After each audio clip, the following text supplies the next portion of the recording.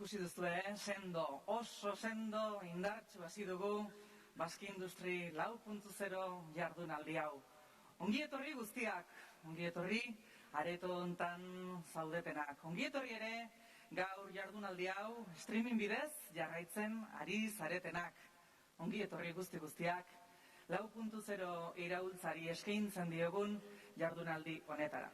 Ondo dakizuen jardunaldi hau Eusko Jaurlaritzaren ekonomiaren garapen eta azpiegitura sailak antolatzen duela, Sprirekin batera, eta benetan espero dugu, zuen interesekoa izango dela gaur antolatu dugun programa osoa. Programa osoa eta anitza. Ez dizuet guztia kontatuko, baina bai pista batzuk, pautatxo batzuk. Berehala, irekiera instituzionala egingo dugu, horretarako eskertzen dugu lehendakariaren presentzia hemen, baita sailburuarena, eskerrik asko berala entzungo ditugu biak, eta ondoren Massachusettseko institututik etorritako irakaslea Christine Van Vliet entzuteko aukera izango dugu.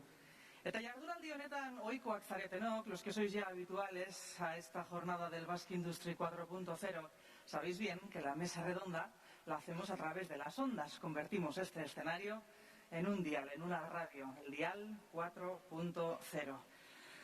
Después nos iremos a las salas paralelas, nos vamos a dividir. Ya entraremos en más detalle en todo eso que se os va a ofrecer desde las salas paralelas. Pero les quiero recordar las plenarias de la tarde. Un apunte, porque vamos a hablar sobre una iniciativa muy interesante, el Basque Innovation Hub. Vamos a hablar también mucho y espero que muy bien sobre ciberseguridad. El director del Centro de Ciberseguridad, del Centro Vasco de Ciberseguridad, Javier Dieguez, nos va a dar una masterclass de la que esperamos mucho. Y vamos a conocer también personalmente las iniciativas del BAIN 4.0. Tendremos a grandes empresas y pequeñas startups que han estado trabajando juntas y nos van a contar cómo ha sido su experiencia. Bueno, esto es más o menos lo que el día nos depara. Solamente recordarles, como ya les he dicho, estamos en las redes sociales, tenemos un hashtag en el que agradeceremos todos sus comentarios, preguntas, si las podemos trasladar aquí lo haremos, lo intentaremos. Ese hashtag es Basque Industry 4. Esperemos que disfruten de la jornada. Y lo dicho, comenzamos con la apertura institucional, con las palabras del lehendakari. Iñigo Urkullu, mesedez, nahi duzunean.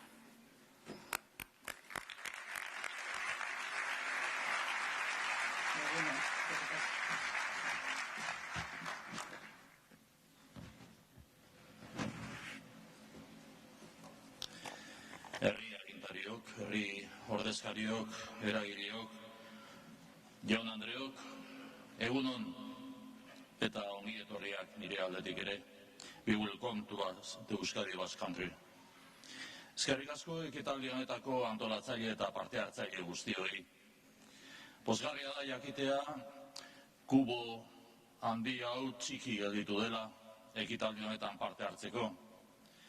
Guztion erronka da industriaren laugarren iraultza eta guztion artean egin behar diogu aurre horri. Este es un evento protagonizado por la empresa. Estamos iniciando un nuevo capítulo de la historia de la empresa y de la industria vasca. Un momento diferente con mucho que aprender y compartir. La colaboración va a ser fundamental y el Gobierno ha propuesto la estrategia Basque Industry 4.0. Esta estrategia es colaborativa. La desarrollamos juntos con la participación de instituciones, universidades, agentes tecnológicos, clústeres y, ante todo, las propias empresas. Etorkizun ekonomikoaren nondik norakoak argitzeko baliogarria izango da lan jardunaldi hau, eta ziur naiz indartuta irtengo da gure enpresa eta industria mundua ekitaldi honetatik. Azken finean, enpresa da ekitaldi honetako protagonista. Enpresak asmatu behar baitu arazoa dirudiena aukera bihurtzen. Enpresak asmatu behar du digitalizazioaren aukerak baliatzen. Hemos conocido una grave crisis. Nos encontramos en un momento de incipiente recuperación económica y compartimos dos objetivos. Mantener la reactivación económica en el corto plazo y, en paralelo, asentar las bases de la industria y la economía del futuro. Nos corresponde reinventar y esto no se improvisa. Contamos con un grupo de pilotaje 4.0, cuya seriedad y rigor quiero agradecer, que ha definido una hoja de ruta con 3 retos. Primer reto, incorporar a todas las empresas en este proceso, evitar que ninguna quede atrás, prestando especial atención a las pequeñas y medianas empresas. Segundo reto, impulsar la formación. Euskadi tiene que empoderarse en conocimiento y habilidades digitales.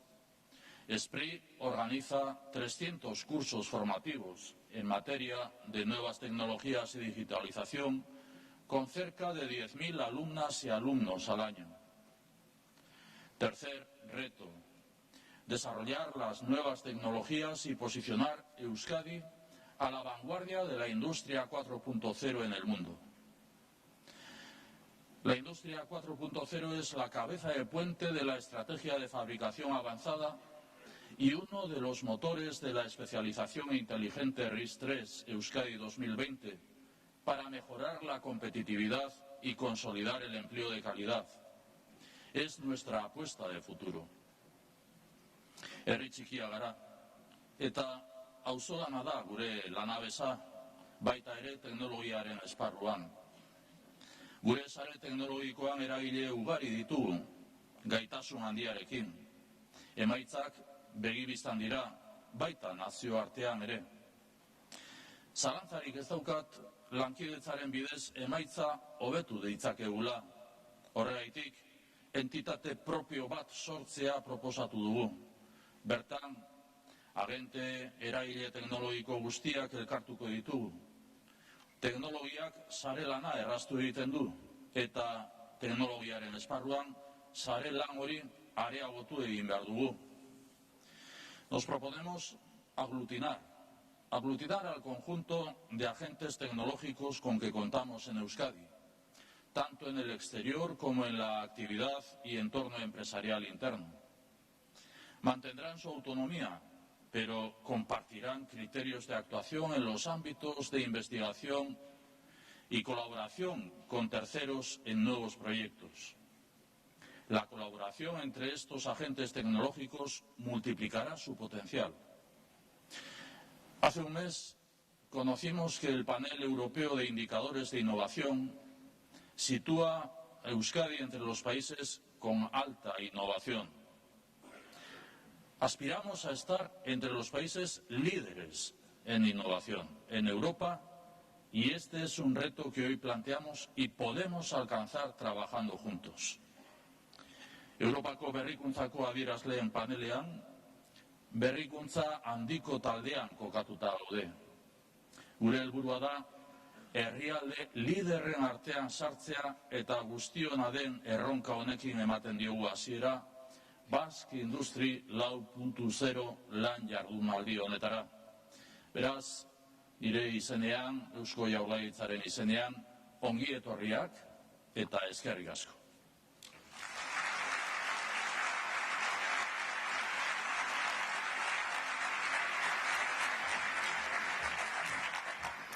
Eskerrik asko zuri lehendakari hitz horiengatik. Ekonomiaren garapen eta azpiegitura departamentuaren txanda izango da orain, berehala emango diogu hitza Arantxa Tapia sailburuari. Ondo ezagutzen duzue guztiok Jaurlaritzak, gobernu honek zelako konfidantza duen euskal industriaren garapenean, nazioartekotzean, euskal industriaren bide honean. Eta horretarako badugu estrategia bat. Horren berri emango diogu orain esan bezala Arantxa Tapia sailburuak. Nahi duzunan, Tapia anderea.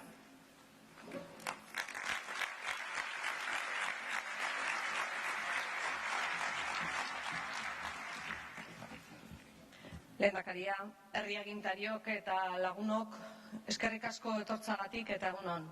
And thank you very much to all of you. Muchas gracias a todos los que han venido de fuera. Bienvenidos al País Vasco.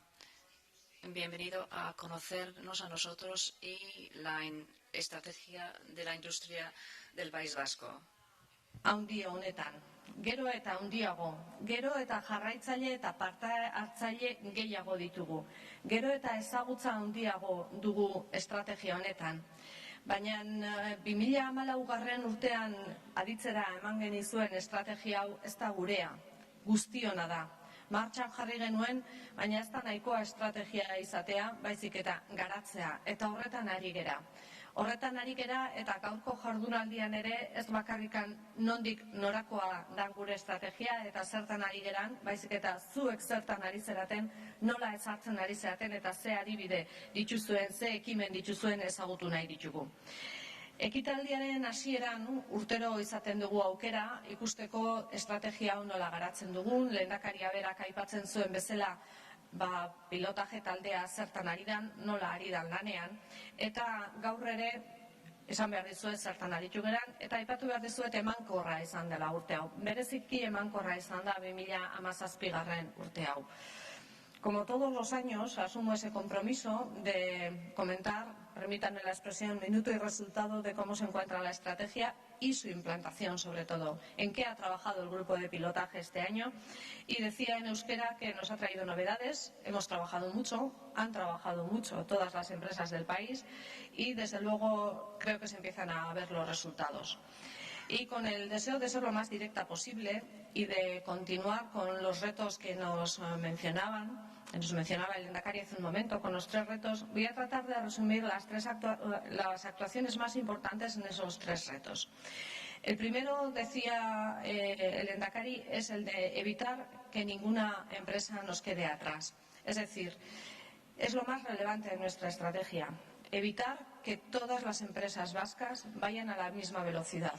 No queremos una industria 4.0 de 2 velocidades. No queremos empresas que sean muy adelantadas y empresas que se nos hayan quedado atrás con el riesgo de que vayan a cerrar como consecuencia de esa falta de tecnología, esa falta de actualización. Y entre las acciones lideradas por el Gobierno, pero sobre todo por el grupo de pilotaje, en el que participan, como decíamos, centros tecnológicos, centros universitarios, centros de FP, agentes tecnológicos, clústeres, empresas, sobre todo, tenemos en primer lugar la puesta en marcha del Basque Digital Innovation Hub, una plataforma en red que, unida digitalmente, va a trabajar sobre diferentes infraestructuras de I+D para proporcionar a todas las empresas industriales la posibilidad de tener esas capacidades tecnológicas en su mano. Sobre todo a esas pymes que quizá, por la pequeña dimensión que tienen, no tienen la oportunidad de hacerse con esa tecnología de una forma rápida. Van a tener esa tecnología en su mano para hacer frente a los desafíos de la actualización industrial. Sabemos que no todas pueden tener todo tipo de tecnologías y por eso es el objetivo que nos hemos planteado de tener un hub digital, una plataforma al servicio de todas nuestras pymes. No voy a detallar más esta iniciativa porque el director ejecutivo del grupo de pilotaje, Manu Salaverría, nos lo va a contar esta tarde. Por tanto, ahí les dejo simplemente la pincelada. En segundo lugar, el Centro Vasco de Ciberseguridad. La intensidad es cada vez mayor en digitalización en nuestra actividad industrial y eso es bueno porque va a mejorar la competitividad, va a mejorar nuestro posicionamiento internacional, pero como toda buena iniciativa siempre tiene también su parte de riesgo. Y para hacer frente a ese riesgo, Euskadi se dota de un centro de ciberseguridad que está en activo desde el mes de septiembre y que va a ser una nueva infraestructura al servicio del conglomerado de toda la industria vasca, en permanente contacto con todos ustedes para conocer su situación, para atender sus problemas y, desde luego, para mejorar día a día. En ciberseguridad la seguridad no existe, permítanme la redundancia, la seguridad completa no existe, pero tenemos que trabajar porque cada día sea un poquito mejor. Esta iniciativa también será presentada esta misma tarde por su director, por Javier Dieguez, y se trata, en los 2 casos, de 2 iniciativas de envergadura puestas en marcha por el grupo de pilotaje en esta primera iniciativa. Pero además sí quería señalar algo relativo a la inversión en investigación en tecnología, que este presupuesto de 2018 recoge un incremento de alrededor del 6% para todo lo que es la I+D, la tecnología y la digitalización de la empresa vasca. Van a ser prácticamente 192 millones de euros dedicados a todos estos aspectos. Horrela, inor atzean utzi gabe jarraitu nahi dugu aurrera, eta horretarako bideratu ditugu bi iniziatiba garrantzitsu horiek, Basque Digital Innovation Hub eta Zibersegurtasun Zentroa, eta noski beti garrantzitsua izaten da iniziatiba daudenean baita ere zati ekonomikoa gehitzea, eta hor ere esfortzu handia egin dugu Jaurlaritza bezala. Baina beti esaten dizuet, gurea zati bat da, zuena da garrantzitsua, gurea laguntzailea da, zuenak behar dute benetan teknologia horiek ezartzeko behar ditugun aktibidade ekonomikoak. El segundo de los retos es la formación, la capacitación en materia de todas estas tecnologías en el 4.0, pero no solo las tecnologías. Requerimos también formación, trabajo en equipo, transparencia, es decir, formas de actuar también diferentes. Beraz, bigarren erronka hau formakuntzari jarri diogu bideratutan, langileen gaitasuna lortu nahi dugu teknologia berrietan, baina aipatzen duen gazteleraz ez bakarrikan teknologian, baizik eta lankidetzan, transparentzian, gardentasunez lan egiten, modu berrietan lan egiten, eta guzti hori noski hezkuntza sailarekin lantzen ari gera. Eta bertan pilotaje taldean beraiek ere zati garrantzitsu bat dute, ardatz garrantzitsu bat dute. Hasiera-hasieratik gaztetxoengatik hasi eta unibertsitateraino iritsiz. Beti ere euskal beharrei, euskal enpresen beharrei erantzun ahal izateko. Tenemos que generar talento, disponer de profesionales cualificados, pero también cualificar, adaptar, flexibilizar los que ya se encuentran trabajando en todas las empresas de Euskadi, ser atractivos también para poder traer ese talento que se encuentra en el extranjero y que nos va a hacer falta. Nuestra demografía nos va a obligar a tener ese talento bien preparado y nuestra empresa bien preparada va a ser capaz de atraerlo también. Entre las acciones a destacar, además de las que realiza el Departamento de Educación y en las que seguramente el viceconsejero de Formación Profesional, Jorge Arévalo, también aquí presente, después les detallará, y al que desde aquí me gustaría felicitar además por el reconocimiento que ha obtenido en la Unión Europea la formación profesional vasca. Creo que es para que nos felicitemos todos, pero bueno, como él es el máximo responsable, zorionak Jorge. Decía también el lehendakari, desde SPRI ofrecemos más de 300 cursos formativos en los que todos los años en digitalización y en nuevas tecnologías se forman más de 10.000 alumnos y alumnas de toda Euskadi. Además, en la mesa de diálogo social, en la mesa tripartita, hemos alcanzado un acuerdo por el cual patronal, sindicatos, gobierno, vamos a analizar el impacto de la industria 4.0 en el empleo y activar la formación ad hoc y otras herramientas que sean necesarias para hacer frente también desde la parte social a este tema. Nos hemos comprometido a elaborar un análisis de los empleos y perfiles del futuro, los que vamos a tener que ir preparando de una forma además acelerada, y hemos puesto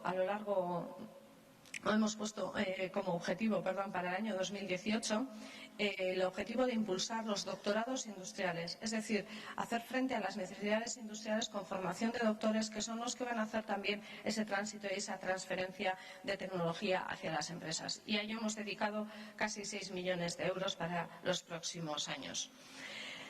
El tercer reto, el de desarrollar nuevas tecnologías y además posicionar a Euskadi internacionalmente en el ámbito de la industria 4.0.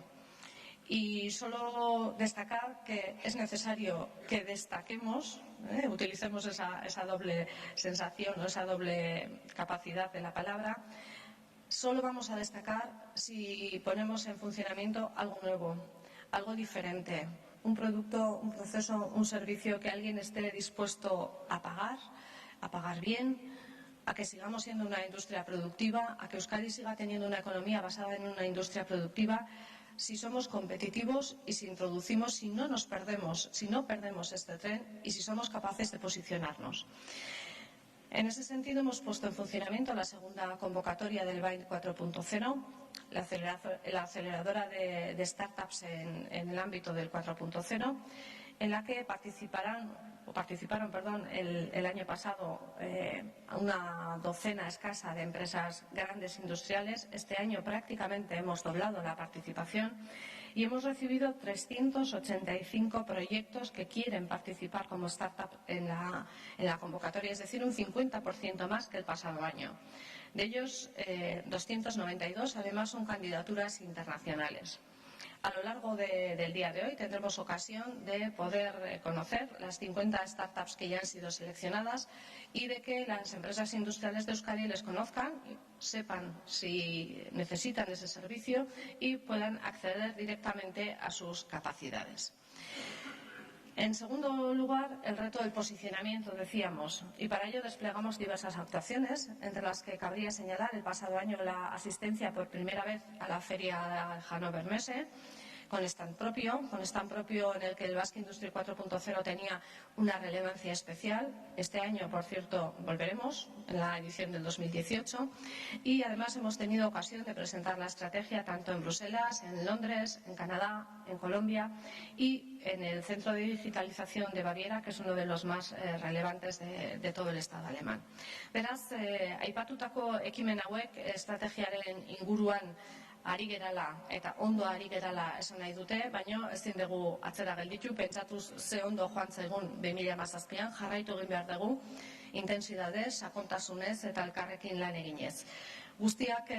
Ekimen guztiak izango dira uztargarriak, zuen beharrak eta benetan kanpotikan datozen beharrak, eta horrei erantzuteko gaur izango dugu parada, hausnarketak izango dira, zuek egin duzuena jakiteko, eta animatzen zaituztet ekimen hauekin jarraitzen, ze benetan Euskadik asko jokatzen du arlo honetan. Hau ez da zerbait urtero esaten dut eta horrekin bukatu nahi dut. Ez da zerbait hautatzekoa dana, baizik eta egin behar dugun zerbait. Guztion artean egin behar dugu, baino ez dago atzera bueltatzeko paradarik, ez dago atzera begiratzeko momenturik eta aurrera egiteko honetan animatzen zaituztet jarraitzea. Eskerrik asko zuen inplikazioatik eta espero dut gaurko jardunaldia egokia izango dela zuentzako eta beteko dituela ekarri dituzuen helburu guztiak. Mila esker.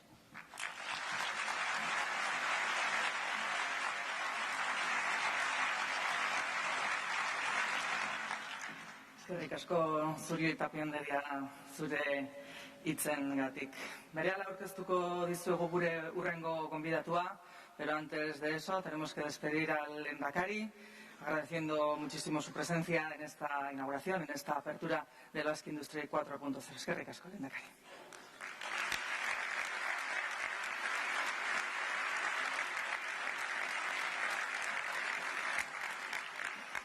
Como les digo, enseguida comenzaremos con la ponencia del día. Antes y al inicio de la presentación de esta jornada, tantas cosas para decir, algunas se me tenía que olvidar y efectivamente una de las más importantes. Como bien saben, tenemos una zona expositiva, 50 empresas que nos están mostrando lo mejor de sí mismas y también lo ha comentado la consejera, esa zona del BIND 4.0 donde los emprendedores pues están contándonos cuáles son sus experiencias y cuáles son los avances que han ido realizando. Nuestra siguiente invitada viene del MIT, nos va a hablar sobre la revolución 4.0, pero no nos va a hablar de ese lado tan tecnológico, tan de cacharritos, de máquinas, nos va a hablar desde una perspectiva muchísimo más social. ¿Cómo afecta la digitalización en nuestro trabajo? ¿Se lo han planteado? ¿Cómo afecta la digitalización en nuestros hábitos de consumo? En definitiva, ¿cómo afecta a nuestra vida? Esa es exactamente la ponencia que vamos a escuchar. Se titula «Cómo la manufactura digitalizada cambia nuestra manera de trabajar, consumir y vivir». How digitized manufacturing changes the way we work, consume and live. It's a great honor to have with us. Es un enorme placer tener con nosotros Christine van Vliet. Bienvenida. Thank you. Queso Egunon. Hello. Buenos días. Es un honor estar con ustedes aquí hoy. En primer lugar, quisiera agradecer a los organizadores de Basque Industry 4.0 por ofrecerme esta oportunidad de pasar la jornada con ustedes y también de haber pasado los últimos días en el País Vasco. Es un lugar increíble. Nunca he estado aquí, pero voy a volver en muchas ocasiones tras esta visita. Como ya se ha dicho, yo he tenido la oportunidad de pensar en la fabricación avanzada Industria 4.0 desde distintas perspectivas en los últimos años y me alegro poder compartir con ustedes estos pensamientos, lo que he aprendido, cuáles son los desafíos de hoy y del futuro. Lo he hecho desde la perspectiva de ingeniera durante muchos años en MIT, donde inventamos muchas tecnologías y no siempre pensamos en su impacto en el mundo, aunque lo intentamos. También lo he observado desde la perspectiva de un gobierno, el gobierno estadounidense, donde nosotros, al igual que el País Vasco, hemos estado pensando en cómo tratar esos desafíos de la fabricación avanzada a la hora de tratar sus efectos sobre la economía y los trabajadores. Y recientemente, donde yo les he conocido a algunos de ustedes, es en el trabajo en el que hemos hecho en el Foro Mundial Económico, es decir, en el contexto global.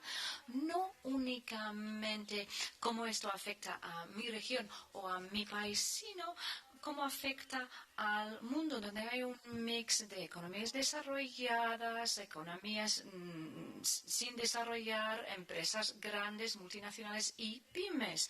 ¿Cómo puedo trabajar yo para beneficiar a todos los que forman parte de este ecosistema? Y nosotros tenemos que crear el futuro juntos, un futuro donde todos queremos vivir. Y de eso vamos a hablar hoy. Voy a empezar con un objeto que tienen ustedes casi todos en la mano en este momento y que podría mirar durante mi charla seguramente. El teléfono. Esta es una imagen de mi teléfono, es un iPhone y lo compré cerca de mi lugar de trabajo en MIT, en los Estados Unidos. Muchas de las personas que desarrollan y diseñan el iPhone han salido de MIT.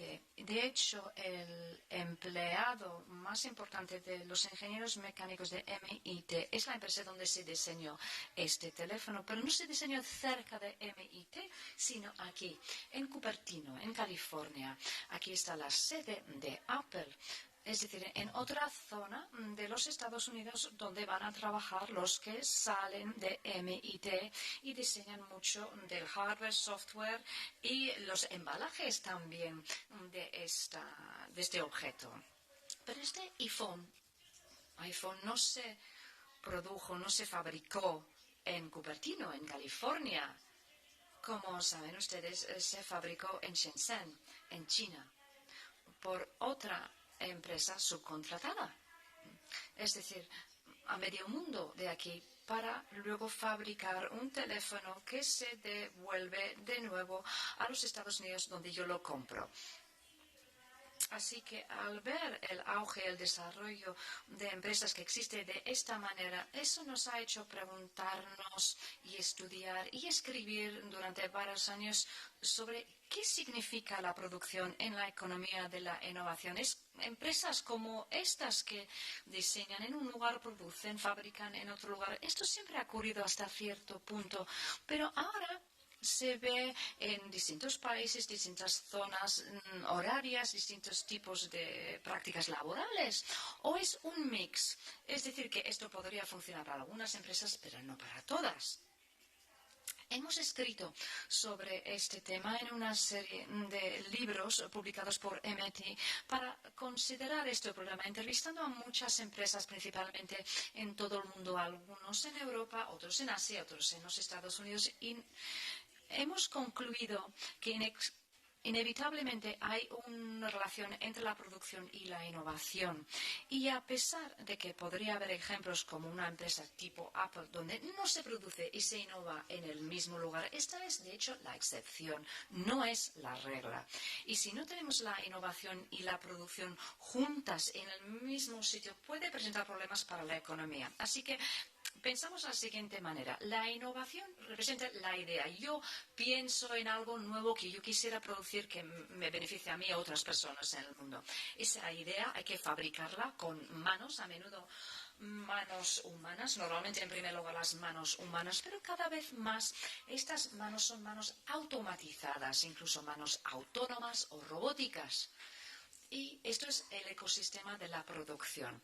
Esto es lo que nos da un grupo de personas, innovadores, máquinas, partes interesadas, todos para hacer este producto. Luego pasamos a la producción, que puede ser producción altamente automatizada y repetitiva, como esa primera línea de producción de vehículos que vemos en la foto, o puede ser personalizado para el individuo. De hecho, podemos imprimir a través de una impresora 3D y a través de la fabricación aditiva un coche personalizado para una persona. ¿Cómo podemos conectar la innovación a la producción en esos ecosistemas de producción? Y eso es lo que nosotros hemos estado considerando en distintas regiones. ¿Cómo podemos hacer esta relación, este enlace?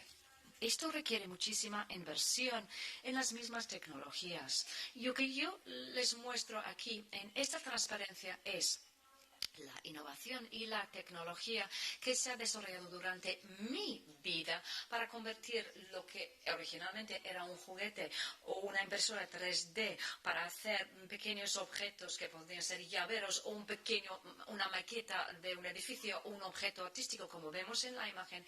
Esa tecnología se desarrolló cuando yo era pequeña, antes de irme al colegio. Pero llevarlo hasta el punto en el que se puede emplear esta misma tecnología para imprimir un coche como el Shelby Cobra azul que vemos impreso en la imagen, esto ha necesitado toda mi vida casi. Es decir, hace unos pocos años, como colaboración entre empresas privadas, el gobierno de los Estados Unidos y algunos laboratorios en los Estados Unidos, se imprimió este Cobra en 12 semanas, desde el diseño hasta la fabricación, gracias a los avances en la impresión en 3D, porque ya ahora podemos imprimir grandes áreas, ya no es un juguete, de hecho, esto ya no es un juguete, es un coche que ha podido conducir nuestro ex secretario de Energía, el vicepresidente solo ha podido sentarse en él y no conducirlo. Pero desde entonces también ha habido avances. En lugar de producir un coche en 12 semanas, algo que es impresionante, ahora hay empresas que se han desarrollado como pymes en colaboración con grandes empresas para imprimir estos vehículos como productos a través de la fabricación aditiva. Así que uno puede pedir su coche según sus especificaciones gracias a estos avances en la fabricación aditiva. Eso es muy potente. Pero además eso ha requerido muchísimas décadas de inversión privada, inversión pública y muchas empresas que han fracasado, desafíos con la tecnología, con las ventas, la distribución, y aún así hoy en día hay muchos desafíos acerca de cómo podemos aumentar todo ese proceso a través de la fabricación distribuida. That's patience in the Hace falta paciencia en la inversión, paciencia de cara a las ideas y paciencia de cara a las personas. Y eso es difícil de aceptar en el mundo actual en el que buscamos un retorno rápido sobre la inversión en software. Bien, vamos a abordar todo ello desde el punto de vista de las distintas partes interesadas. Pensemos en primer lugar en el consumidor. Para el consumidor, la industria 4.0, la inteligencia artificial, lo que hace es brindarte muchas opciones. Significa que siempre vas a poder consultar las noticias al momento, siempre tendrás acceso a datos, siempre tendrás acceso a información de forma portátil, móvil, inmediata, lo puedes llevar en el bolsillo, y lo mismo lo podemos aplicar a las empresas y evidentemente consumidores estamos muy acostumbrados a acceder rápidamente a la información. Podemos utilizar nuestro teléfono para solicitar un taxi, para hacer las compras. Podemos utilizar nuestro teléfono también, si lo deseamos, para hacer una llamada, pero parece que son las menos de las veces.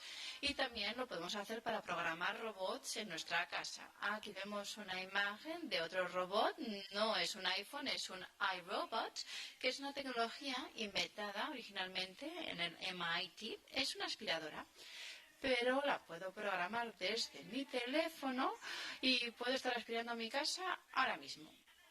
La activo desde mi teléfono. Suena muy bien, pero yo no lo hago. No conecto mi iRobot, que sí que tengo, por cierto, a mi teléfono. ¿Por qué? porque no quiero que esos datos vayan transfiriéndose de un sitio a otro. Porque yo, como consumidora, también estoy muy preocupada con la seguridad, con la ciberseguridad. Sí, lo puedo hacer, pero ¿hasta qué punto quiero compartir datos con esa empresa alrededor del mundo? Hay otra cosa que ve el consumidor, aunque quizás no de forma tan visible, que es el efecto de los cambios de la industria 4.0. Lo que vemos es que el mundo avanza tan rápidamente que muchas veces hay un impacto en lo que es el suministro del agua. Vemos que cada vez hay más carestía de agua. También tiene un impacto sobre el terreno, sobre la tierra. Aquí vemos una mina donde gran parte de los materiales que se han utilizado para construir el iPhone vienen de aquí. Estamos hablando de metales de alto valor, que básicamente mineral de hierro, y esto no lo pensamos al comprar el móvil, ¿verdad? Esta es una mina que recuerda mucho a esta otra de aquí, a esta otra mina, y una de estas fotos es de Estados Unidos, otra de las fotos es de Sudamérica y la tercera es de China. Y es difícil saber qué foto corresponde a qué país, ¿verdad?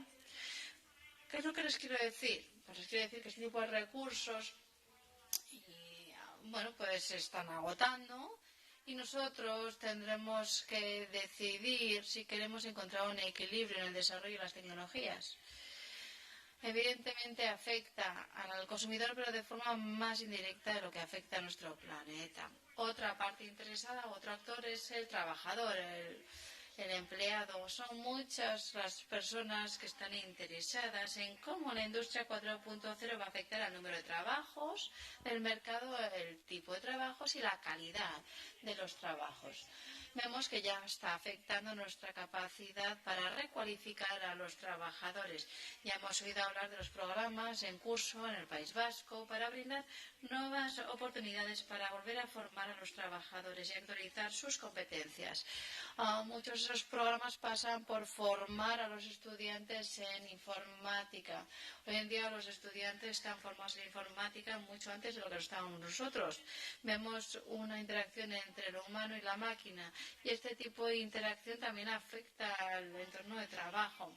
Esta interfaz máquina-hombre se va a volver más y más importante, incluso de cara a esas tareas que hoy hacen fundamentalmente los humanos. ¿Qué significa eso? Pues que tenemos que saber utilizar las tecnologías de la industria 4.0 y tenemos que ver cómo afecta la forma en la que interactuamos los unos con los otros. Por ejemplo, cuando hoy en día celebramos reuniones, y yo de hecho esta mañana me he reunido antes de esta conferencia con un colega que estaba en otro país, y me puedo reunir desde aquí, el País Vasco, con Estados Unidos o con Singapur. Eso no es ningún problema, porque tenemos unas tecnologías que nos permiten hacer interacciones más productivas online. Esa es una gran ventaja, pero no veo a esas personas cara a cara. Y hay un motivo por el que he venido aquí a esta conferencia, para entablar este diálogo con ustedes, y no me he dirigido a ustedes a través de Skype. ¿Por qué? Porque nos gusta esta interacción cara a cara, esta interacción humana, porque al final se traduce en confianza, se traduce en una mayor comprensión y se traduce en una mayor capacidad para trabajar los unos con los otros de forma más eficaz, aunque es cierto, podríamos vernos a través de la pantalla de un ordenador. Y este es un desafío también para los trabajadores. Forjar esta confianza utilizando la tecnología, cuando la tecnología muchas veces reemplaza esa interacción humana. Y luego, evidentemente, los trabajadores también tienen que gestionar la ciberseguridad. Es posible que yo, como no se diga, no quiera conectar mi aspiradora a mi iPhone. Y los trabajadores también tienen que estar muy concienciados en materia de ciberseguridad. De ello hablarán en profundidad a lo largo del día. Pero esta es una tarea diaria, algo que nos tenemos que plantear. ¿Qué tipo de datos estoy utilizando ahora? Y estos datos, ¿hasta qué punto se los voy a transmitir a mi colega de trabajo, a otra empresa o a la siguiente fase de producción? Estos son retos o desafíos que en los distintos países y regiones tienen que tener en cuenta hasta qué punto vamos a garantizar la ciberseguridad en el contexto de la industria 4.0. Pero para la empresa los desafíos también son muy importantes. Pongamos que una empresa ha formado y reformado o recualificado a todos sus trabajadores, pero ahora tendrá que adoptar decisiones acerca de cómo va a utilizar las nuevas tecnologías.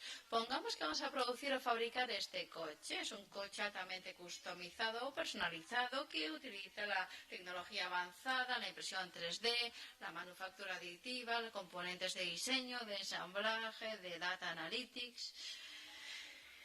Abordamos este proyecto de fabricación como una operación en la que recurrimos a un tercero para que nos produzca o fabrique ese componente, y ese componente se va a producir y ensamblar de forma manual, como hacemos hoy en día con los iPhones.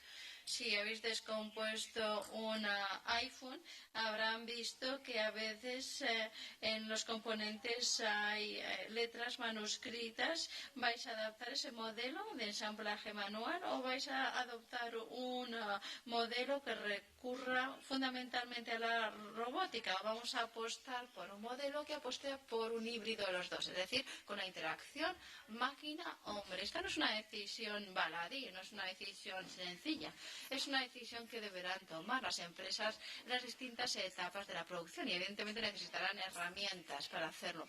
La idea fundamental es que si estamos fabricando el mismo fabricante una y otra vez durante un largo periodo de tiempo, durante distintos años, pues habrá que apostar por la automatización. Ahora bien, si lo que estamos haciendo es fabricar componentes para unos ciclos de producción relativamente cortos, y un ejemplo claro es el iPhone, la automatización no es la vía preferida porque no podemos garantizar el retorno. Merece la pena la inversión, formar a los trabajadores y automatizar el proceso para un ciclo de producción corto.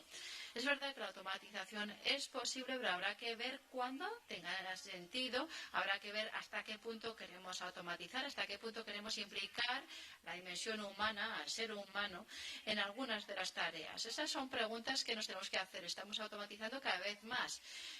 Estamos utilizando interfaces robot-hombre, pero tenemos que ser conscientes de las tareas que han de realizar necesariamente los hombres. Los ojos son la mejor cámara, las manos son la herramienta que mejor da con los defectos. Es verdad, va a haber retos tecnológicos, va a haber tecnologías que tengamos que implantar. Habrá que plantearse cuándo automatizar, hasta qué punto automatizar y hasta qué punto implicar al ser humano en los procedimientos automatizados. Otro reto al que se enfrentan las empresas es la transferencia o la cesión de datos. Y la ciberseguridad, vuelvo una y otra vez a este tema, porque es uno de los grandes retos a los que nos enfrentamos. Aquí vemos un plano de distintos engranajes. Y bueno, no es complejo, no parece problemático traspasar este archivo de una empresa a otra. Pero ¿cómo creamos los metadatos para hacerlo? ¿Cómo transmitimos esa información de forma segura? Incluso dentro de una misma empresa, ¿cómo puedo pasar la información desde una máquina o dispositivo a otra? Una máquina de los 80 a otra máquina del año 2000, u otra que el año que viene se va a fabricar y que va a estar formada por componentes más avanzados. Está el tema de la integridad de los datos, la seguridad de los datos, la ciberseguridad de los objetos físicos en general.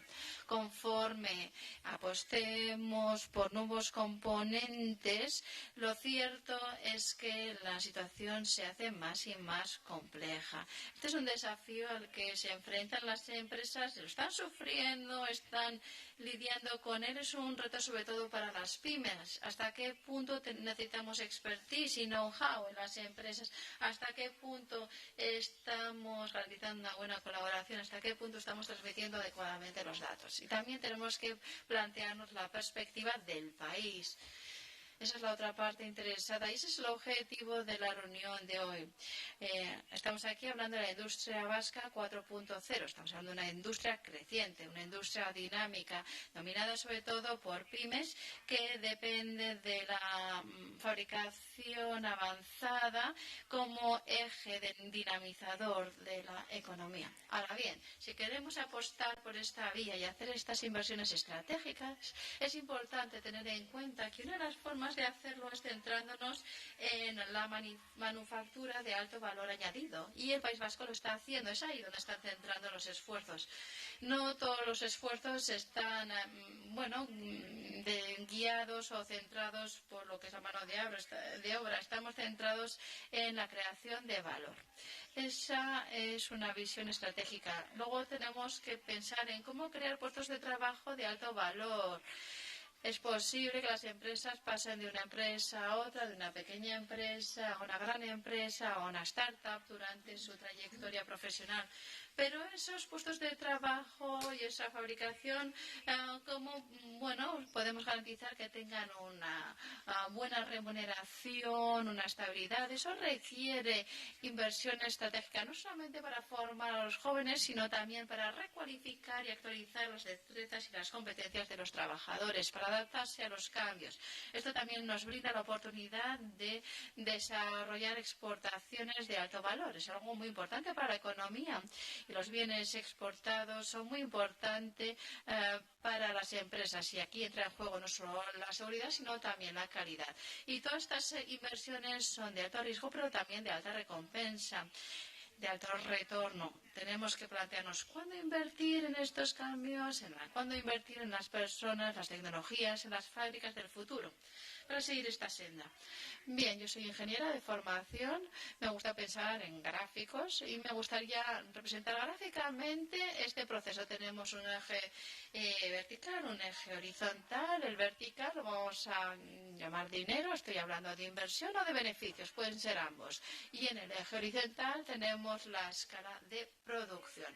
Bien, si se me ocurre una idea, pues puedo conseguir fondos de riesgo. Es posible que mi empresa me preste dinero o que destine parte de mis ahorros a este proyecto y que, apueste por este proyecto.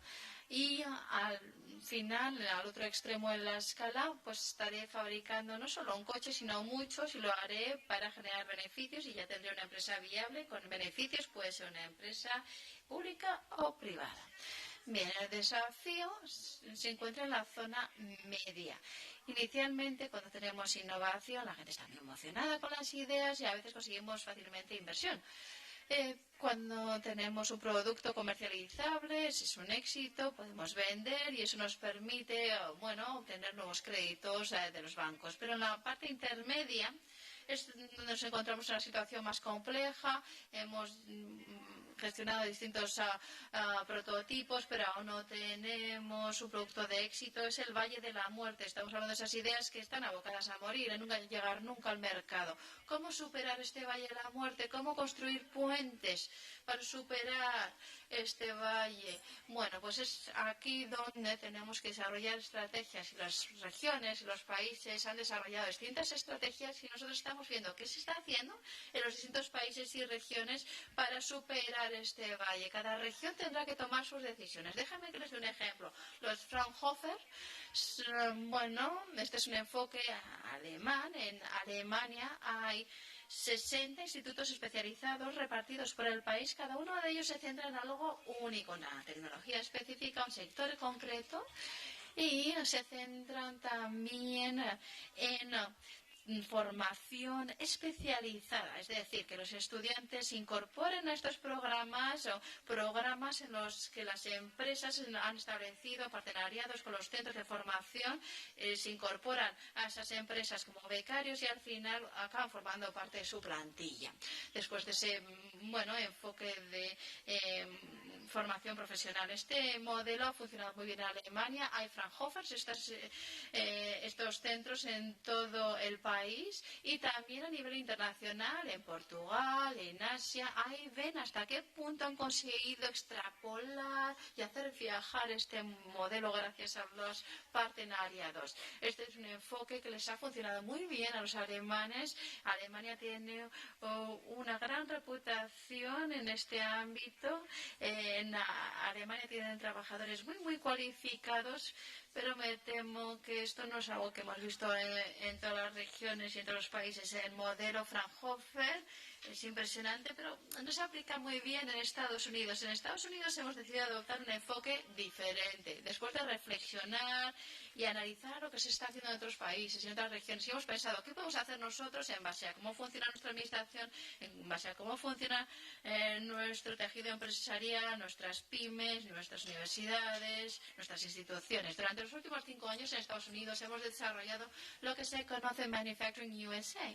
Estamos hablando de un conjunto de 14 institutos de fabricación que han sido desarrollados de una forma muy concreta. Aquí ven el mapa de Estados Unidos que ilustra dónde está la sede de los 14 centros, y cada uno de estos centros de fabricación se centra en un ámbito. El primero se ha centrado en fabricación aditiva, el último en robótica avanzada al servicio de la manufactura. Tenemos desde biopharma, fotónica, nuevas fibras, y les daré algunos ejemplos concretos un poquito más adelante. En cada uno de estos 14 centros, los institutos Manufacturing USA se han forjado en forma de partenariados público-privados. Por cada dólar invertido tenía que haber $1 de reparto o asunción conjunta de los gastos entre todas las entes participantes, ya fueran centros de investigación, universidades y empresas.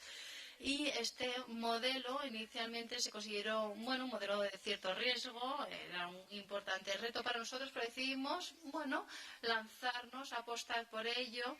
Las empresas han trabajado con el gobierno federal, están asumiendo conjuntamente los riesgos.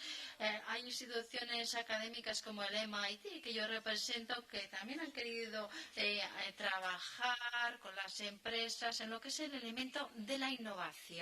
Y por el momento este experimento está siendo un experimento de éxito. Es verdad, es un experimento, pero hemos querido apostar por ello. Creemos que es la forma de dar un nuevo impulso al país, una nueva forma de dar impulso a las pymes en nuestro país y también a los trabajadores. Bien, déjenme que les dé un par de ejemplos para ilustrarlo. Lo que ven aquí es un polímero, y dentro de este polímero tenemos muchos otros materiales que conforman el núcleo. El polímero ha sido, construido como construimos una fibra de vidrio y como se manufactura la fibra óptica hoy en día. Alguien en MIT dijo, puedo hacer que estas fibras se fabriquen de forma diferente. En lugar de que sean fibras de vidrio, pueden ser fibras de polímero, y esto les puede dotar de nuevas capacidades y de esta forma podrán servir para una serie de aplicaciones. Uno de los primeros usos comerciales fue para fines quirúrgicos, utilizando estas fibras como láser. Bien, conforme pensamos en cómo diseñar estas fibras, es importante que tengamos en cuenta que estas fibras tienen el diámetro de un hilo. No está tejido, pero tiene el diámetro de un pelo. Y esto nos permite enviar señales, son electrónicas, son ópticas. Y estas tecnologías que estamos desarrollando y que ya hemos desarrollado en los laboratorios académicos hace ya 20 años, forman ya parte de un instituto de Manufacturing USA que se centra en estas fibras en concreto. Y esta es una industria que creemos es muy importante. Y en la región donde yo trabajo ha cobrado gran importancia y ha viajado también este enfoque. Hemos desarrollado nuevas fibras y nuevos textiles que permiten actuar como sensores, que permiten emitir luz, calor y que permiten muchas aplicaciones, mucho más de lo que nos permite una fibra de algodón. Esto es lo que nosotros llamamos el Advanced Functional Fabrics of America. El acrónimo es AFOA, como ven en la diapositiva, y es un buen ejemplo de cómo una idea que se ha gestado en un laboratorio científico se ha cristalizado y ha aportado un alto valor. Tiene muchas aplicaciones. Estas ideas nos permiten también dar una nueva escala a las plantillas. Bien, hemos visto un ejemplo y ahora os voy a mencionar otro ejemplo en un ámbito muy diferente. Se llama AIM. American Integrated Photonics Manufacturing, fabricación integrada de fotónica. Y lo que ven aquí es un dispositivo fotónico que utiliza la luz para transmitir los datos en lugar de los electrones. Bien, aquí vemos una próxima generación de transmisión de datos. Evidentemente, Estados Unidos ha invertido muchísimo en la tecnología de semiconductores, con muchas historias de éxito, con muchas empresas que han crecido gracias a la fabricación de semiconductores. Como hemos visto, cómo esa fabricación se ha desplazado a otros países porque ya dejaba de añadir tantísimo valor. Y este es otro ejemplo en el que hemos decidido utilizar esas invenciones que nacieron en pequeñas empresas, grandes empresas y universidades, y hemos tomado esas ideas y las hemos desarrollado en este instituto. Nosotros hemos desarrollado no solamente ideas, sino también herramientas de formación para poder formar a esa próxima generación de trabajadores que puedan utilizar la fotónica para estos nuevos dispositivos. Y esto nos lleva a nuevas formas de fabricar materiales y nuevas formas de fabricar dispositivos. Habrá que estar formados en consecuencia. Esto nos lleva a nuevas formas de interactuar como seres humanos con la electrónica para testar el ensamblaje, el packaging, y esto se traduce en la creación de nuevos puestos de trabajo que no existían antes. Y esto también requiere de formación, formar a las personas que van a utilizar a su vez esas tecnologías en la línea de producción para adoptar decisiones. Este es un segundo ejemplo que quería compartir con todos ustedes. Y estos ejemplos han sido fruto de las conversaciones entre la industria privada y la industria pública en Estados Unidos. La magia reside no ya en que haya un instituto o una idea aislada, sino en generar la capacidad de que estos nuevos institutos trabajen de forma colaborativa, como red, que las empresas y la cadena de suministro trabajen conjuntamente. Como ejemplo, aquí tengo algunos institutos plasmados en el mapa, en la parte izquierda, y la idea es que un producto desarrollado hasta cierta fase en un instituto, un nuevo dispositivo fotónico, por ejemplo, después se pueda colocar en un sustrato flexible para tener un nuevo formato, plataforma, y después enviarse a otro instituto para que trabaje sobre él, para trabajar, por ejemplo, a nivel de su potencia, o que después se envía a un tercer instituto para que lo adapte a nivel textil, o otro que lo adapte para hacerlo plenamente robótico. Esto todavía no está ocurriendo, puesto que estos institutos solo tienen 5 años de antigüedad. Los productos y la plantilla y la tecnología siguen siendo desarrolladas en el seno de cada uno de estos institutos. Pero la idea es poder construir esta red y garantizar esta conectividad. Les voy a dar otro ejemplo que me toca muy de cerca, puesto que forma parte de mi área de investigación, que está relacionado con la fabricación de productos biofarmacéuticos. Me estoy refiriendo a proteínas o vacunas para autoterapia o nuevas terapias génicas. En definitiva, tenemos un nuevo instituto en Estados Unidos que se centra en la fabricación de biofarmacéuticos, que se basa en la manufactura aditiva y la biociencia. Esto me recuerda al caso del País Vasco. Lo que queremos con este instituto es desarrollar nuevos productos y después conectar este instituto con otro instituto que utilice este mismo enfoque, pero que reduzca la cantidad de materiales empleados, los volúmenes. Podemos automatizar el proceso, podemos añadir sensores, podemos crear productos que revolucionen la forma en la que administramos los fármacos hoy, o proporcionar las células que podamos utilizar para la ingeniería de tejidos y para el testing de fármacos. Estas son las aspiraciones. Entonces, conforme miramos al futuro, utilizando la manufactura avanzada, y estos institutos nos permiten conectar a las empresas, establecer vínculos entre pequeñas empresas, grandes empresas, ir guiando la investigación y todo ello en estrecho contacto con la administración, con el gobierno. Se habrán dado cuenta que hay un gran entusiasmo, y ese entusiasmo fundamentalmente se da en la fase inicial, en hacer cosas nuevas. Pero tenemos que pensar desde la perspectiva de la economía circular. No solamente estamos diseñando y produciendo cosas nuevas, sino que esos nuevos productos eventualmente con el tiempo van a ampliar su ciclo de vida. ¿Y qué vamos a hacer después con ellos? Ya sea coches imprimidos en 3D, un nuevo fármaco, un nuevo textil. ¿Qué vamos a hacer con ello? Esto es algo que nos estamos empezando a plantear, porque inicialmente no es la parte más emocionante. No pensamos en cerrar el círculo. He hablado de una serie de institutos y les he hablado de algunos ejemplos, y me he centrado en la parte izquierda. Bueno, perdón, mi parte izquierda, su parte derecha del círculo se centra en el diseño, en cómo conseguir que los materiales creen un producto, cómo producirlo, cómo empaquetarlo, cómo testarlo. Pero esta otra parte del círculo es muy importante. Hablamos desde el punto de vista de la economía circular. Tenemos que pensar cómo vamos a ofrecer esos productos, cómo los vamos a suministrar, cómo los vamos a recuperar al final de su vida útil, cómo los vamos a descomponer, desensamblar, cómo vamos a reprocesar o reciclar los materiales. Esto es algo que no hemos abordado con tanta eficacia, y es una parte muy, muy importante lo que es la manufactura sostenible. Es un reto y una oportunidad al mismo tiempo, porque es aquí donde pueden residir nuevos puestos de trabajo si nos centramos en estas fases. También hace falta planificación, es necesario dedicarle tiempo y atención. Hay componentes infrautilizados de la economía circular. Les voy a dar un ejemplo. Por ejemplo, remitiéndome a mi teléfono, los materiales de la industria, ¿de dónde vienen o dónde han terminado? Muchos de nosotros hemos sido propietarios de más de un teléfono. ¿Y dónde han acabado nuestros teléfonos? Esos que hemos dejado de utilizar, pues probablemente estén en un cajón, no los hemos reciclado porque quizás almacenaban datos.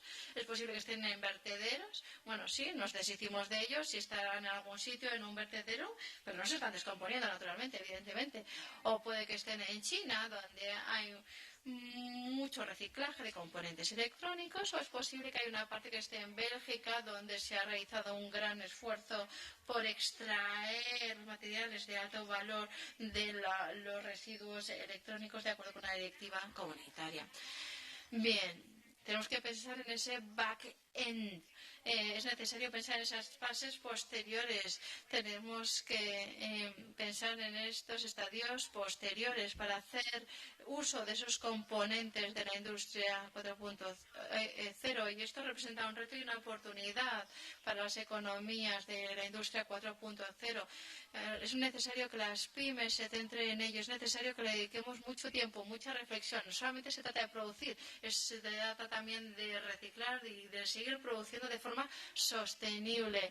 Nosotros ya nos lo estamos planteando, estamos reflexionando sobre ello, estamos estudiando los residuos electrónicos. Hemos llevado a cabo un estudio académico para ver cuánto dinero nos hemos dejado, cuánto dinero hemos dejado en la cuneta. Si pensamos en el iPhone, el material que se utiliza para construirlo viene de minas. Estamos hablando de materiales de alto valor, metales infrecuentes que pueden incluir hasta oro o platino.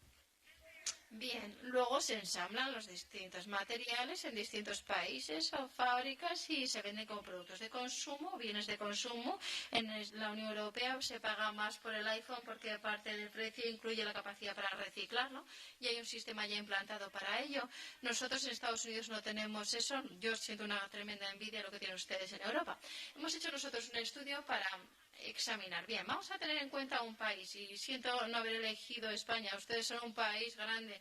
Hemos elegido Portugal y hemos elegido únicamente el país de Portugal y hemos pensado, vamos a analizar toda la electrónica de consumo, los teléfonos, los ordenadores construidos con estos materiales, y vamos a analizar ¿Cuánto dinero se ha sacado el reciclaje de esos materiales tal y como imponen los reglamentos federales de la Unión Europea y cuánto dinero pues hemos dejado de ganar? Lo que hemos visto es que millones de dólares se han desperdiciado anualmente en Portugal al no recuperar plenamente los materiales de los teléfonos móviles, con lo cual estamos hablando de una oportunidad ingente. Bien, a modo de resumen, me gustaría decir que he tratado de trasladarles las siguientes ideas. Hoy todos formamos parte de la economía circular. Y esto es algo cada vez más claro, sobre todo en la Unión Europea. Y parte de la manufactura avanzada incluye la sostenibilidad de la fabricación. No se trata únicamente de producir componentes de alta tecnología, robótica, satélites, nuevos coches. No solamente se trata de producir, tenemos que producirlos en un planeta que pueda seguir utilizando esos materiales y, bueno, hacerlo a beneficio de todo el mundo. Este es un desafío para la industria 4.0. Tenemos que ser capaces de cerrar el ciclo y para ello hace falta volver a formar a los trabajadores, actualizar sus competencias. Tenemos que ver cómo hacerlo. Y no solamente con la plantilla actual, tenemos que aumentar la plantilla a través de la diversificación de la plantilla en base al género, de las edades, la capacidad física. Los procesos se pueden automatizar, como hemos dicho, más y más. Y no solamente se trata de hacerlo aquí, sino también de volver a hacerlo aquí. Esa es una fuerza motriz que nos va a permitir crear nuevos puestos de trabajo. Challenge, though, is to do all. El último desafío es hacerlo considerando también sobre el impacto en la ciberseguridad física. ¿Cómo lo podemos hacer a la vez de proteger los datos, la producción, tener productos de alta calidad, con los datos y la información que se usa para hacerlos y cómo pueden conectarse a través de la Internet de las cosas, cómo pueden conectarse las máquinas entre sí de una forma que tiene una enorme confianza entre los seres humanos. Esto es el desafío de la industria 4.0. Les agradezco la oportunidad de compartir mis ideas con ustedes. Tengo mucho optimismo cara al futuro, no únicamente sobre cómo va a afectar la industria 4.0 a los trabajadores, porque creo que tendrá un resultado positivo y están ustedes pensando en cómo hacer que tenga un resultado positivo para la mano de obra, sino también porque los humanos somos inventivos, creativos, innovadores. Y la capacidad de utilizar esas nuevas tecnologías para mejorar nuestras vidas y hacer lo más fácil para que sean mejores las vidas de los demás es una oportunidad sin precedentes en mi vida. Y me alegro formar parte de ello. Muchísimas gracias.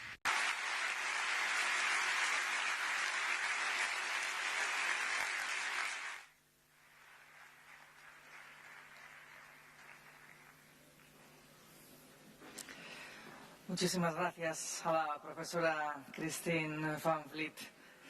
Enseguida vamos a dar comienzo con la mesa redonda. Como ya les he adelantado, se hace en formato radio. Poco a poco van a ir montando aquí en el escenario un estudio de radio. Pero no va a ser la única mesa redonda que vamos a tener hoy en esta jornada Basque Industry 4.0. Tenemos que agradecer la colaboración de los clústeres que nos van a ayudar tras la pausa del café en las sesiones paralelas.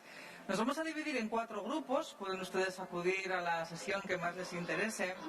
En la sala A, la que va a corresponder al cubo pequeño, al auditorio del cubo pequeño, vamos a tener la mesa redonda que va a liderar el clúster de la máquina herramienta. En todas ellas se van a hablar de aplicaciones sectoriales en la industria 4.0. Como les digo, en el cubo pequeño, máquina herramienta. En la sala B se va a hablar sobre aeronáutica. Este auditorio se va a convertir en la sala C. Aquí se va a realizar la mesa redonda sobre automoción y en la sala D se hablará de energía. Estoy segura de que ni aquí ni en el cubo pequeño vamos a tener problemas de espacio, pero si en la sala de aeronáutica o en la de energía ven ustedes que están prietos, vamos a tener unas salas espejo, unas salas desde donde también se van a poder seguir esas conferencias a través de pantalla, unas salas preparadas para poder seguirlo. Más cosas, después de esas mesas redondas tendremos unas breves conferencias en las mismas aulas sobre las tecnologías habilitadoras para la industria 4.0. Como les digo, todo esto será después de la pausa del café. Ahora, bueno, ya va esto, poco a poco. La primera vez que escuchábamos hablar sobre 4.0 no sabíamos muy bien de qué se trataba. Luego fuimos, haciéndonos una idea de que tenía mucho que ver con la tecnología. ¿Se acuerdan ustedes de la primera vez que escucharon hablar sobre ciberseguridad? Luego nos empezaron a contar que teníamos que estar preparados para algo que no sabíamos muy bien qué era. Bueno, pues ese va a ser el tema de esta mesa redonda. Vamos a hablar sobre la ciberseguridad. Y vamos a hablar sobre los perfiles de formación, sobre qué profesionales necesitamos para hacer frente a este futuro incierto que viene, o que mejor dicho, ya está aquí. Veo que la radio está prácticamente preparada, así que si les parece les voy a presentar a nuestro compañero que va a hacerse cargo de esta mesa redonda. Él es Enrique Rodal, es un periodista, gran experto en esto del Basque Industry 4.0. Así que si les parece, le recibimos a Enrique Rodal con un fuerte aplauso.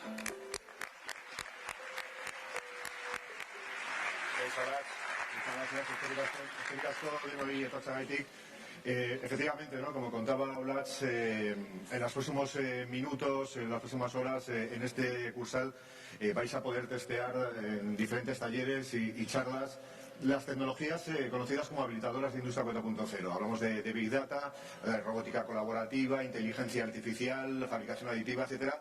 Pero la Industria 4.0 tiene señalados dos retos importantes. Por una parte está el tema de la ciberseguridad y por otra parte también el de la formación de los futuros profesionales de la Industria 4.0 y también de quienes están trabajando ahora mismo en empresas que tienen que ver con esto. De ello vamos a debatir con 5 ponentes a los que les voy a ir invitando a que se acerquen a la mesa para poder compartir con ellos una experiencia radiofónica diferente como es este Dial 4.0. En primer lugar, Jorge Arévalo, viceconsejero de Formación Profesional.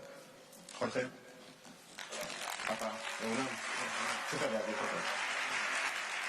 Pablo García Bringas, que es director de la Cátedra de Deusto de Industria Digital de la Universidad de Deusto. Pablo, no sé por dónde andas, estás entre el público. Bueno. Seguro que está o que está escondido en algún sitio. De mientras, vamos a ir llamando al tercer invitado. La tercera invitada en este caso es Beatriz Ruiz, responsable de recursos humanos de la compañía de ciberseguridad CS21SEC. Beatriz. Sí, Beatriz está bajando por ahí.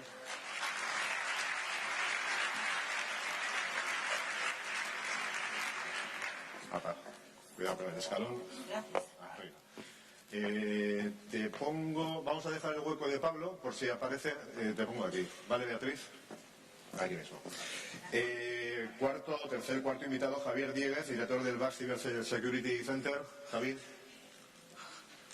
Javier, pues tampoco está por aquí. Bueno, irán apareciendo, seguro. Se ha adelantado un poco la mesa redonda y es posible que ese sea el motivo por el cual no están por aquí, pero en cualquier momento aparecerán. Y Álvaro Fraile, CEO de ITS Security. Álvaro. Gracias. Aquí, sí, aquí. No sé si esperar, me voy a quedar un poco de pie, efectivamente, sí, esperando a los dos próximos invitados, pero para no haceros a vosotros esperar, sí que quiero empezar una ronda de preguntas. Empezaría contigo, Jorge, preguntándote cuáles son los retos de la formación profesional respecto a la Industria 4.0, que me imagino que son importantes, ¿no?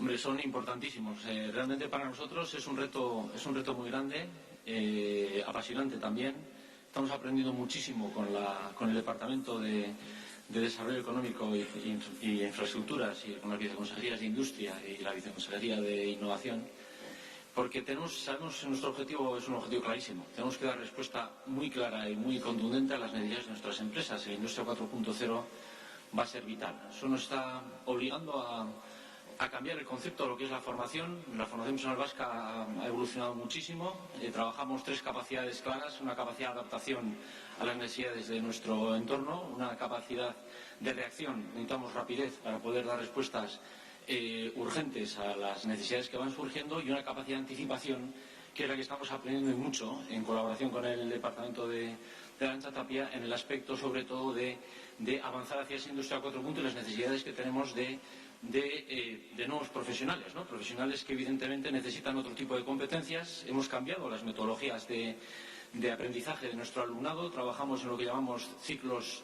formativos de alto rendimiento, en donde trabajan con unas capacidades diferentes, trabajan mucho la tecnología, trabajan con unas componentes claras de componentes científicas, componentes culturales, una componente profesional clara de lo que supone sobre todo un avance y un desarrollo de altas capacidades, altas cualificaciones y competencias dirigidas sobre todo hacia lo que supone la industria 4.0, pero también hemos introducido algo que es fundamental, queremos nosotros, son los valores 4.0. No solo el valor del compromiso, del trabajo, de la solidaridad, del esfuerzo, del trabajo en equipo tan importante en las empresas, sino el papel del ser humano dentro de 15 años, cuando trabajemos robot, personas, automatización de las máquinas, inteligencia artificial, inteligencia humana. Ese contexto también lo estamos trabajando en el campo de la formación profesional, que creemos que es realmente importante, ¿no? En ese contexto, pues nuestra FP va por un camino nuevo y, bueno, dando respuesta a retos, como decía antes, apasionantes, y que creemos que estamos preparados para poder dar esas respuestas. Claro, hay perfiles profesionales Big Data, profesionales de Big Data, profesionales de ciberseguridad, profesionales de mecatrónica, inteligencia artificial. Son profesiones que seguramente se van a demandar, se están demandando ahora mismo y en un futuro también. Y claro, al final la formación profesional también tiene que adaptar esos planes a esas futuras necesidades, incluso prever lo que puede ocurrir en un futuro, ¿no? Porque aquí estamos viendo que cada 2 años los perfiles laborales o la demanda de perfiles laborales varía y ahí tenéis que estar al loro, ¿no? Como se dice. Sí, evidentemente. No solo al loro, sino que ya estamos aprendiendo a ir por delante un poco las necesidades que vamos a ir teniendo, como es, por ejemplo, el caso de la ciberseguridad. Pero también es verdad que estamos trabajando ya en la formación profesional la realidad virtual, la realidad aumentada, pero también estamos yendo muy cerca de la realidad fusionada, o estamos trabajando todo el concepto de lo que pueden ser los drones aplicados, o lo que puede ser la robótica industrial, por supuesto, la mecatrónica avanzada, o contextos tan diferentes como pueden ser también aspectos relacionados con el ámbito de los sistemas inteligentes dirigidos a la fabricación avanzada, también para preparar a las personas que estén siempre en el ámbito de la formación profesional, preparadas para trabajar en esos contextos. Trabajamos en Internet de las cosas, trabajamos la fabricación aditiva robótica o la fabricación aditiva a través de impresión 3D. Es decir, que estamos trabajando en un contexto en el que hace 3 años no lo hacíamos, y en este momento la evolución que estamos teniendo en esos campos en lo que supone la formación profesional es realmente importante. Pero también es verdad que, por ejemplo, y es un dato fundamental, y ahí trabajamos codo con el Departamento de Desarrollo Económico e Infraestructuras, en el aspecto de poder apoyarles para también que las pequeñas y medianas empresas puedan también coger el ritmo de lo que supone la industria 4.0, y a día de hoy estamos ya diseñando y desarrollando lo que son talleres inteligentes, talleres 4.0, o lo que ya tenemos implantado en los centros de formación profesional, que son almacenes inteligentes, almacenes 4.0 también, siempre pensando en mejorar el conocimiento de nuestro alumnado, pero sobre todo también en poder apoyar a las pequeñas y medianas empresas en el desarrollo de lo que es ya la industria 4.0. Se ha incorporado también a la mesa Pablo García Bringas, como decimos, director de la Cátedra Deusto de Industria Digital de la Universidad de Deusto. Egunon, Pablo. Bueno, vosotros desde Deusto obviamente también apostáis por la industria 4.0, lo habéis hecho con la puesta en marcha también de esta cátedra hace muy poquitas semanas, ¿no? Sí, efectivamente. Bueno, y en lo que es industria, desde antes tenemos distintos dobles grados que responden a la necesidad de meter mucha tecnología en la información y las comunicaciones, tanto en materias como puede ser el área de organización industrial o el de electrónica industrial y automática. Tenemos un grado que estamos sacando también en materia de diseño industrial, aplicado a industria digital. Y precisamente terminamos ahora el primer módulo de un programa executive que venimos lanzando en el último año sobre Industria 4.0 en su conjunto. Sentíamos la necesidad, por el feedback que nos da el sector, sentíamos la necesidad de concretar casos concretos. Sentimos una cierta proliferación desordenada de tecnologías que no ayudan mucho a un discurso claro y completo. De manera que a partir de reuniones y de conversaciones con algunos representantes interesantes dentro del panorama industrial, como puede ser General Electric, IDOM, Accenture, Grupo Chetal, Telefónica, nos empezamos a plantear cómo hacer un servicio, mejor servicio al sector, y montamos este programa con el objeto de que distintas empresas nos den su visión de cómo ellos innovan en materia de industria. No creemos que la innovación sea algo que nos viene ahora. Llevamos innovando en industria pues 40 años. Lo que sí creemos es que justo se dan unas circunstancias en las cuales aparece mucha tecnología del mundo IT en una ventana de tiempo muy corta y que parece que está llamada a aterrizar de pronto al mundo OT. No creemos que las modas que la moda sea algo que nos deba guiar, sino en los casos concretos. Entonces siempre, bueno, pues lo que tenemos es con este programa un escaparate bastante bueno para todo aquel, precisamente pequeña y mediana empresa, por ejemplo, o cualquier decisor que en un momento necesite visión general de por dónde va la innovación. Lo que hemos hecho ha sido acoger a los líderes y ponerles a exhibir cómo lo hacen ellos. Es importante, ¿no?, ese testeo con las empresas para saber qué están demandando, qué perfiles no pueden ser, de cara a que vosotros, tanto FP como universidades, podáis empezar a validar programas formativos para esos perfiles, ¿no? Es imprescindible. La teoría ya pasó. Sí. Bueno, Beatriz, vosotros en ese 21SEC lleváis una trayectoria también dedicada a la ciberseguridad. La verdad es que os habéis convertido también en una empresa de referencia en toda Europa, estáis participando en diferentes programas. Un nicho importante, ¿no?, ahora mismo el tema de la ciberseguridad. Sí, es un nicho muy importante. Bueno, lo primero de todo, y lo segundo, es un placer compartir esta mesa redonda con mis compañeros y a la vez es un honor. A ver, buscar personas, este sector hay que construirlo, hay que trabajarlo muchísimo. Para mantenerse líderes, la verdad es que hay que atraer, hay que trabajar y hay que generar y retener talento. Y esto es lo más complicado. Yo creo que todos sabemos actualmente el gap existente que hay entre la demanda de trabajadores, de miles de trabajadores de IT, de Business Intelligence, de Cybersecurity, etcétera, y la oferta real, ¿no? Es un gap insistente que es muy grande, ¿no? Entonces, para nosotros es un trabajo muy continuo desde el Departamento de Recursos Humanos. Ten en cuenta que tenemos que generar talento, tenemos que trabajar con el talento, trabajamos con personas, en empresas de personas, y esto es muy importante, y somos activos en redes sociales, tenemos políticas de generación de talento innovadoras en las que seguimos trabajando continuamente. Tenemos mapas de talento donde identificamos nuestros skills y cómo funcionan las personas y cómo podemos seguir apoyándolas, ¿vale?, en esta palanca de innovación. Porque yo pensaba, cuando hablaba un poco, cuando me habéis invitado aquí, pensaba que el concepto en el que los profesionales, las empresas buscaban profesionales para trabajar ha cambiado. Este concepto está totalmente obsoleto. Ahora mismo es el profesional con experiencia, el profesional formado que decide dónde quiere trabajar, dónde quiere invertir su experiencia y su conocimiento. Y esto es muy importante, ¿vale? El modelo ha cambiado y desde luego las empresas tienen que ser muy flexibles. Industria 4.0 lo sabe y la verdad es que yo creo que en general las empresas del mundo de IT están trabajando mucho en esto. Y por último también es un trabajo de la sociedad, ¿no?, de la educación. Yo creo que los niños del siglo XXI son niños en los que tenemos que trabajar mucho en generar inteligencia emocional, en generar inteligencia social con ellos, en fomentar la creatividad, en fomentar el espíritu de conocimiento, ¿no?, que haga pues que las experiencias que tienen los colegios son vivas, son virtuales, son en 3D y que deben responder a esta demanda tan creciente de profesionales que hay en el sector y que es ahora mismo una realidad. ¿Vale? Enseguida vamos a hablar de motivaciones también, obviamente, porque hay unas carencias, parece ahora mismo, entre los más jóvenes de cara a estudiar carreras relacionadas con la tecnología y con la ciencia, pero bueno, por seguir un poco la ronda, se ha incorporado también Javier Dieguez, que es el director de BAS Cybersecurity Center. Javi, ¿qué tal? Egunon guztioi, eta barkatu berandu iristeagatik. Es que hemos empezado antes de lo previsto y por eso igual os hemos despistado, pero bueno, el caso es que sabíamos que íbamos a estar aquí y aquí estamos compartiendo, Javier. BAS Cybersecurity Center, para quien no lo conozca, bueno, lleváis poco tiempo en marcha, coméntanos qué es lo que hacéis y qué tenéis previsto hacer allí. Llevamos en marcha, yo me incorporé en septiembre y ya hemos puesto en marcha una serie de servicios básicos, entre ellos un teléfono de correo de asesoramiento para dar ciertas pautas básicas de actuación ante ciberataques. También estamos ofreciendo acciones de formación dirigidas a empresas y profesionales a través integrado con el programa de Empresa Digital de SPRI.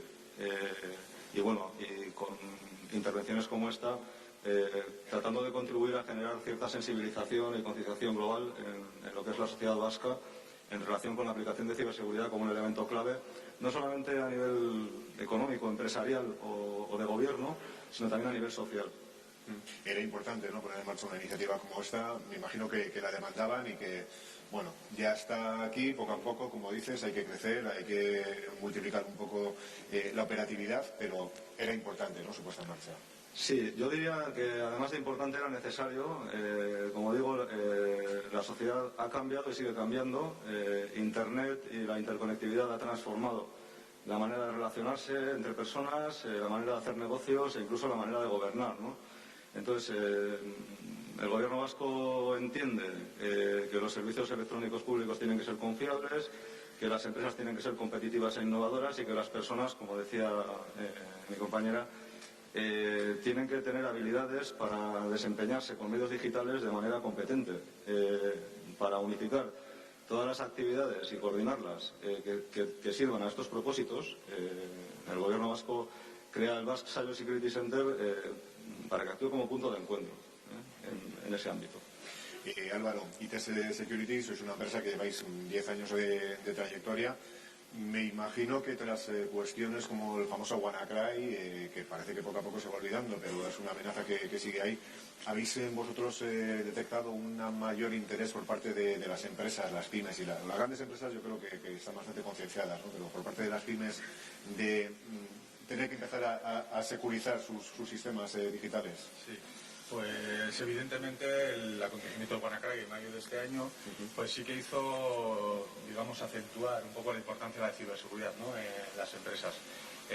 Yo creo que podríamos sacar unas conclusiones. Lo primero es que la ciberseguridad es una parte importante que hay que tenerla en cuenta, porque como vimos, un ciberincidente puede paralizar una empresa, una industria, un hospital, ¿no? Entonces hay que tenerlo, y eso quedó latente.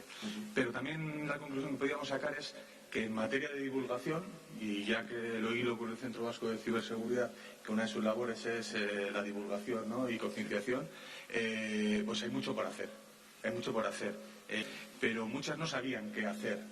De hecho, se tomaron muchas medidas desmedidas, valga la redundancia. Apagar sistemas sin saber si realmente podía ser afectado. Entonces, por eso decimos que quedó latente en él que hay que hacer mucha divulgación, pero hay que darle una importancia. Tiene que haber unos protocolos de actuación y tiene que haber una visibilidad. Las empresas tienen que saber a qué riesgos están expuestos. Y cuando hay un incidente, evidentemente hay que estar preparados para la respuesta al incidente. Hay que estar preparados, yo suelo decir, no por si pasa, sino para cuando pase. Y entonces, pues vuelvo a reiterar la importancia de la divulgación y concienciación. El tema de la ciberseguridad es algo que tiene que estar desde la alta dirección a todas las personas, ¿no? Como suele decir, las personas es el eslabón más débil que existe.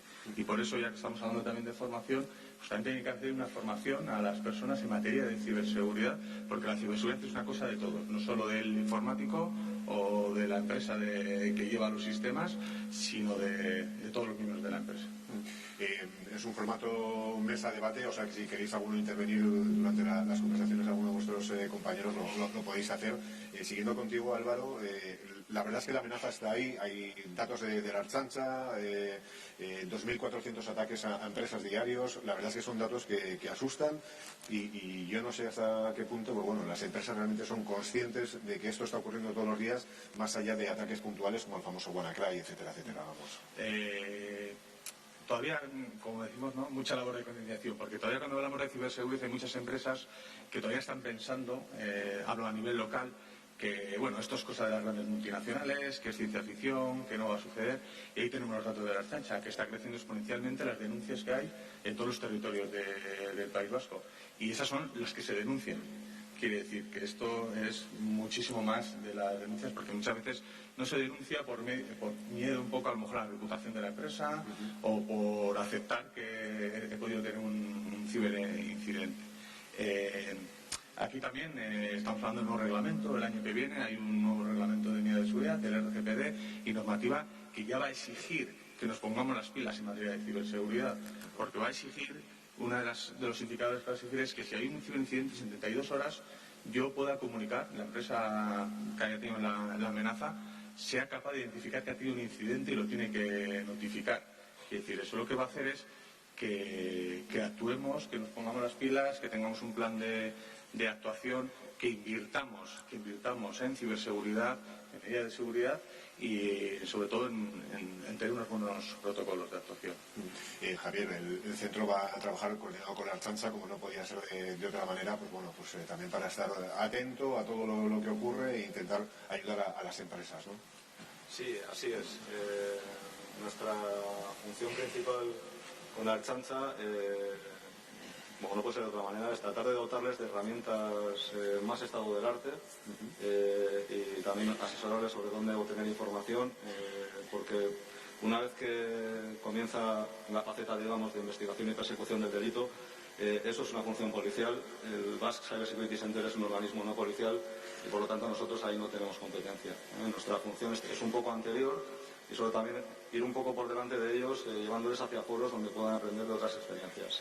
En ese sentido, estamos alineándonos también con INCIBE, con quien la propia Archancha lleva tiempo trabajando en los cybercamps específicos para fuerzas y cuerpos de seguridad del Estado.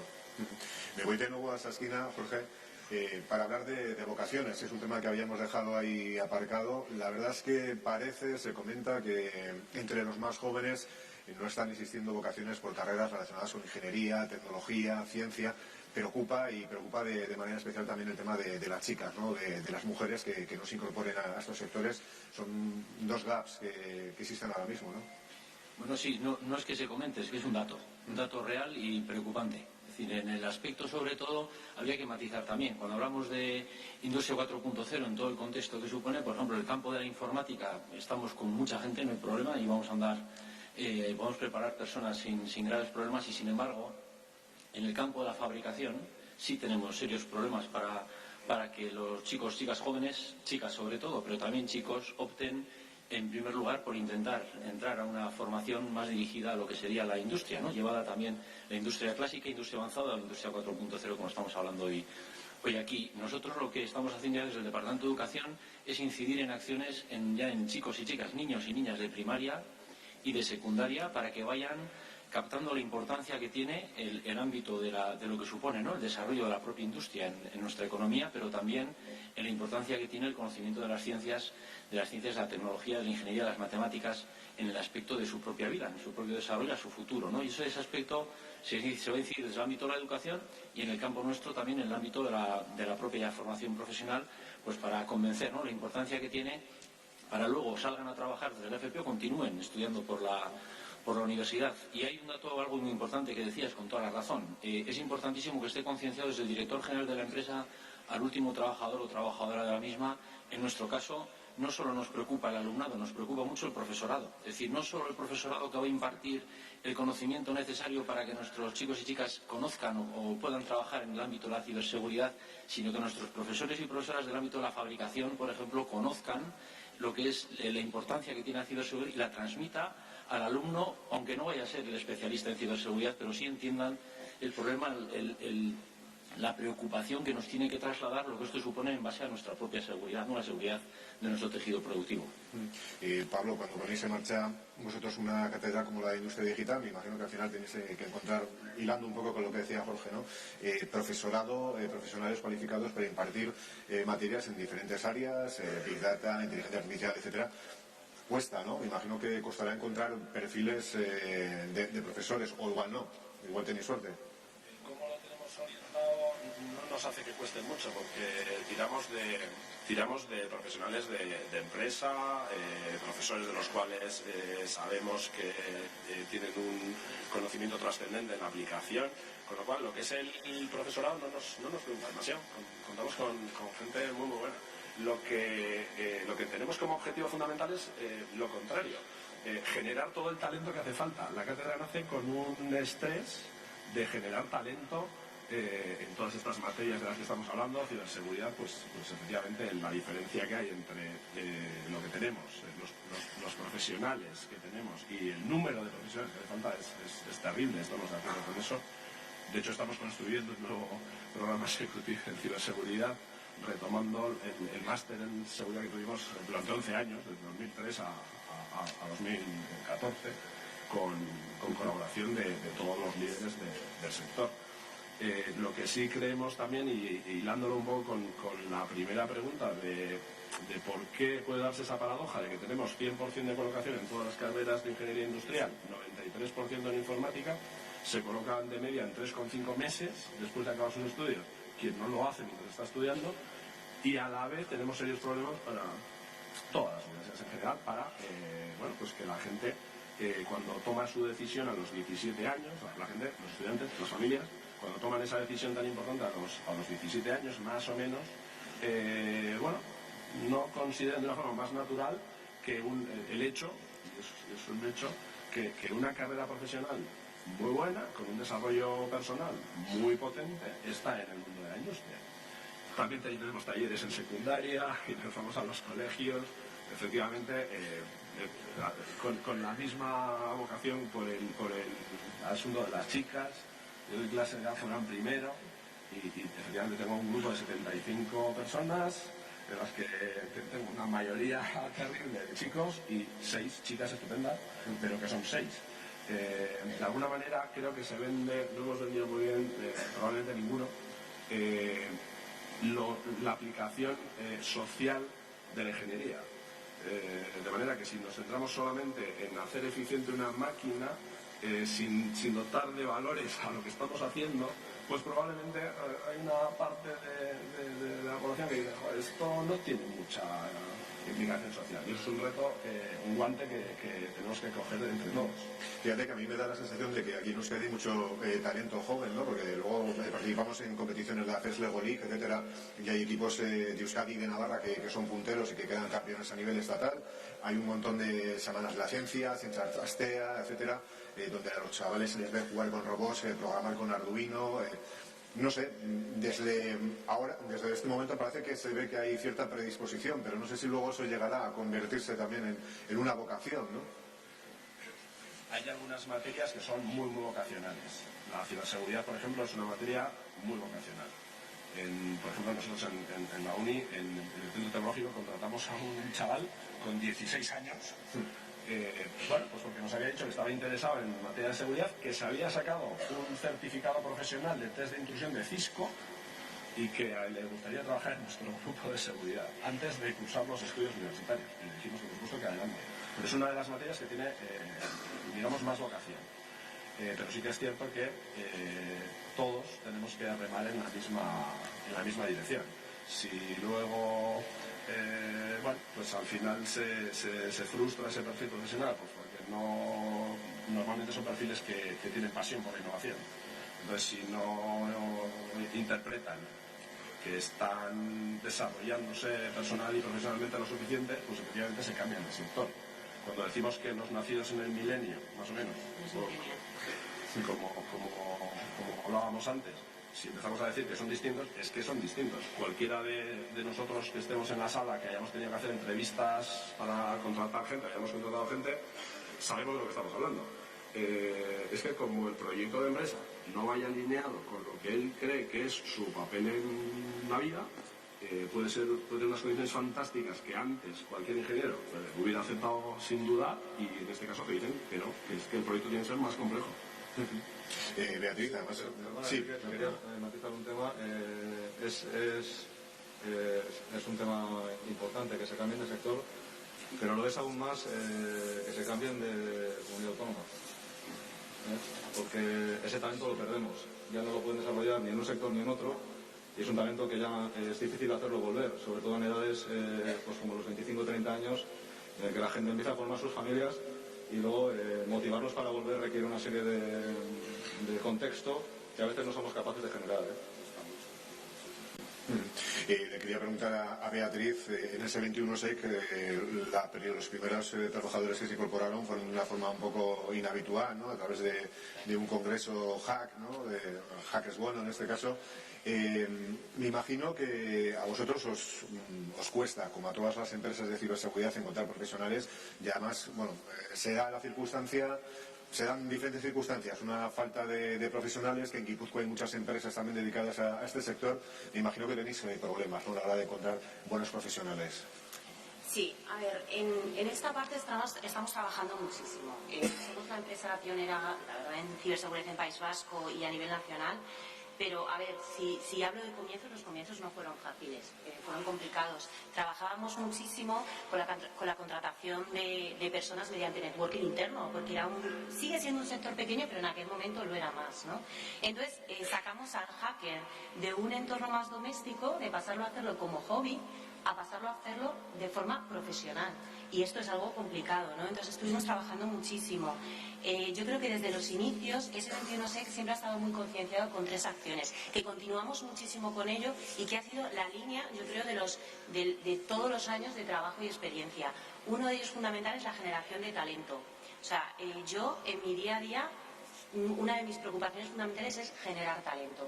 Las políticas de recursos humanos que trabajamos todos los días son y para generar profesionales, ¿vale? Luego hablaremos un poquito de los skills, porque es curioso, ¿no? Efectivamente, la generación millennial son gente que obviamente son apasionados por IT, por los IoTs, por el machine learning, por la ciberseguridad, y esto hay que atraer a este tipo de talento, ¿no? Y para ello necesitamos políticas muy innovadoras. La contratación, al principio, bueno, ya te digo, pasó de un hobby a una puesta mucho más profesionalizada. Entonces, generación de talento, concienciación, a mí me parece básico. Yo creo que lo habéis dicho todos y seguimos trabajando en ello. La concienciación es fundamental. La concienciación de la ciberseguridad y la evangelización. Siempre hablaban de que comienzas evangelizando, ¿no? Porque muchas veces pues no se conoce el concepto. Y por otro lado, el networking. Yo creo que aquí S21SEC ha fomentado acuerdos con los parques tecnológicos, ha trabajado muchísimo en contenidos con las universidades del País Vasco, con Deusto, con la Universidad Oberta de Cataluña, bueno, etcétera, ¿vale? Aquí, obviamente en casa, pero también intentando fuera de casa desarrollar esos programas de ciberseguridad, ¿no? Hablábamos de la iniciativa de FP con el Zubiri Manteo y hemos estado trabajando muchísimo con los profesores formándolos en ciberseguridad. Y este año ya recibimos los primeros alumnos con especialización en FP directa en ciberseguridad, que a mí me parece que eso sí que es trabajar para generar talento y es fundamental porque lo necesitamos. Y por otro lado, un poco, bueno, el tema de las becas y la colaboración interna que estamos haciendo. Nosotros tenemos carreras. Es curioso, ¿no? Porque yo cuando empecé un poco en este sector hemos ido trabajando muchísimo como una empresa generadora de carreras profesionales, ¿no? Y seguimos trabajando en eso. Ten en cuenta que cuando no hay tanto profesional es la propia empresa la que tiene que desarrollarlo, ¿no? Y dejarlo dentro de casa. La verdad es que otra cosa que es fundamental, y lo habéis dicho todos, y yo quiero recalcarlo, es la innovación. La innovación es una palanca fundamental dentro de la compañía, yo en S21SEC, dentro de nuestra compañía, para nuestro crecimiento y para el crecimiento de las personas. De hecho, en entrevistas que te voy a contar, muchos me preguntan, pero dentro de S21 ¿hay horas especiales para innovación? Digo, por supuesto. O sea, es que es la única forma de que el talento crezca, lo riegues y empiece a florecer, ¿no? Y de esa innovación salen nuevas líneas de negocio, salen nuevas formas de trabajo y bueno, yo tengo el orgullo, ¿no? Y en S21 lo sentimos muchísimo, que es una generadora de startups. De hecho, hay muchas personas que han salido de S21 y han creado su propia startup, aquí con la ayuda también del Gobierno vasco y subvenciones. Y también tenemos gente que ha estado trabajando en S21SEC, profesionales muy reconocidos, que están en empresas punteras tecnológicas como es Google o Microsoft. Y al final, esto, ¿no? Que hablamos un poco de cuando se va la gente y la rotación, para mí, fundamentalmente, es un orgullo. Y para todos y cada una de las personas que están en S21 también lo sentimos así, ¿no? Es decir, estás generando talento para empresas que son multinacionales del sector. Álvaro, dos conceptos que ha comentado Beatriz que creo que son destacados, por una parte innovación y por otra parte retención del talento, ¿no? Que es un poco a lo que hay que aspirar, ¿no? Obviamente atraer, pero al que tenemos aquí retenerlo, ¿no? De alguna manera. Sí, la verdad que es muy importante. Muchas veces nos centramos en ser atractivos de cara al exterior, ¿no? Para que los clientes nos compren, ¿no? Y hacer negocio, pero lo importante, lo que está diciendo Beatriz, es retener el talento. Y retener el talento es hacer una empresa atractiva donde, evidentemente, también se ha comentado que ya las personas ya eligen en qué empresa quieren trabajar, ¿no? Sobre todo en este caso en materia de ciberseguridad, que cada vez hay más oferta en diferentes empresas, pues hay que hacer atractiva, ¿no? Y al final, pues las personas lo que quieren es desarrollarse, tener una carrera profesional y eso tenemos que trabajar esa parte, la parte de atractividad. Por eso yo creo también que es importante el Centro Vasco de Ciberseguridad, ¿no? Cuando estamos hablando de también concienciación, divulgación, es atraer ese talento, ¿no? Que haya un Centro Vasco de Ciberseguridad. Eso también va a hacer que esto sea un faro, ¿no? Y que empresas que estamos aquí también podamos atraer talento, pues porque estamos ubicados aquí, porque tenemos una gran industria, porque tenemos una expertise en ciberseguridad industrial, y todo ese atractivo es bueno para atraer talento y tener profesionales dentro de nuestras empresas. Javier, yo hablaba de la ciberseguridad como reto, obviamente entendido como seguridad, ¿no? Como la manera de proteger a las empresas frente a ataques, pero lo que está claro es que en materia de ciberseguridad en Euskadi, de empresas de ciberseguridad, la verdad es que podemos estar orgullosos porque hay un tejido muy potente que obviamente puede dar servicio a todo lo que demande la industria de nuestra tierra y también del exterior, ¿no? Muchas empresas están preparadas para dar servicios internacionales, vamos. Sí, yo diría que bueno, en Euskadi tenemos la suerte de contar con un ecosistema de empresas, además bastante diverso. Hay integradores, hay algún fabricante de relevancia mundial como Panda Security e incluso hay distribuidores y empresas de nicho, ¿no? Creo que es un tema importante porque además están, digamos, complementados por una red de ciencia, tecnología e innovación que es un referente en Europa, con agentes con una presencia tremenda a nivel de la Unión Europea y a nivel internacional. Y además en un radio de 100-150 kilómetros tenemos una densidad industrial de fabricación avanzada, yo creo que envidiable, ¿no? Entonces hay muy pocas regiones en Europa que yo creo que puedan decir lo mismo que nosotros. Y esto debería constituir una ventaja, una oportunidad para nosotros en un campo del que creo que todavía no hemos empezado a hablar en esta mesa, que es la innovación tecnológica. Europa ve con preocupación la dependencia que tiene actualmente, la poca autonomía que tiene frente a economías pues como la americana, la israelí o la china o japonesa, ¿no? Aquí, desgraciadamente, pues tenemos poca tecnología propia y somos muy dependientes de esas importaciones o de esa tecnología externa, ¿no? Creo que deberíamos hacer un esfuerzo entre todos para posicionar un poco mejor nuestra autonomía digital, ¿no? Volviendo un poco al tema de la formación, Jorge, muy importante, básico, el tema de que los jóvenes hagan las prácticas en las empresas. Esa formación dual que les permite, bueno, pues estar en contacto con lo que es la realidad, ¿no? Que muchas veces haces una formación y cuando te enfrentas al mercado laboral resulta que la realidad es completamente diferente, ¿no? Sí, evidentemente. Y de hecho la formación profesional dual que hemos implantado en el País Vasco ha ido dirigida ya evidentemente a las necesidades que tienen nuestras empresas por la rapidez tecnológica y evolución que tienen los puestos de trabajo para poder dar respuestas reales a las necesidades reales de nuestras empresas. Con lo cual, en este momento estamos trabajando con más de 1.300 empresas en formación profesional dual y el esfuerzo por parte de las empresas, siempre estamos muy agradecidos, como el esfuerzo por parte de los centros para poder dar esa respuesta, está suponiendo el que realmente ajustemos mucho mejor los perfiles de los chicos y chicas que cursan la formación profesional a las necesidades que tienen ya nuestras empresas al día de hoy. Y porque muchas veces, Jorge, es un tema también no solo de capacidades, sino de actitudes, ¿no? Ya no vale tan solo el tener una formación o saber perfectamente de la materia que has estado estudiando o que estás impartiendo, sino cuando llegues a la empresa tener una actitud de querer seguir absorbiendo ese conocimiento y que además en Industria 4.0 y en tecnología en general son cuestiones que evolucionan año a año. Lo que hoy estás aprendiendo tienes que aplicar dentro de un año puede ser diferente. La actitud es sin duda algo fundamental que yo creo que también, en cierto modo, desde la AFP, desde los centros educativos, se intenta fomentar, ¿no? Evidentemente, para nosotros es una prioridad porque las empresas nos lo han puesto como lo más importante. Es decir, además de que ya la capacitación profesional va de suyo, es decir, tienen que ir bien preparados, lo que nos están valorando es la actitud, pero en un contexto muy amplio del concepto de actitud. Ya no solo es el trabajo en equipo o el que sean personas sepan relacionar, sino que ya personalmente tengan un emprendimiento propio en su propia vida, en su forma de ver, en su forma de trabajar, en lo que supone una autonomía personal, en la capacidad de entender las situaciones, de trasladar lo que supone una problemática o trasladar una solución y tomar las decisiones que tienen que tomar en su propio trabajo, eso ha supuesto que cambiemos muchísimo el concepto de aprendizaje dentro de la formación profesional y hemos cambiado hasta las metodologías de aprendizaje para que realmente la actitud sea esa prioridad para todos que tanto necesitamos. Me imagino que estás de acuerdo, ¿verdad, Pablo? El tema de las actitudes, vamos. Está claro. De hecho, creo que recientemente está de actualidad el hecho de que nuestros jóvenes además tienen que empezar a pensar en trabajar más con el compañero. Nosotros tenemos distintas herramientas. La formación dual para aplicación al mundo de la empresa, tenemos distintos ejercicios pues que creemos en ello, pero además también tenemos una herramienta bastante flexible que es el concepto de aula tecnológica. Aula tecnológica apadrinada por la empresa X.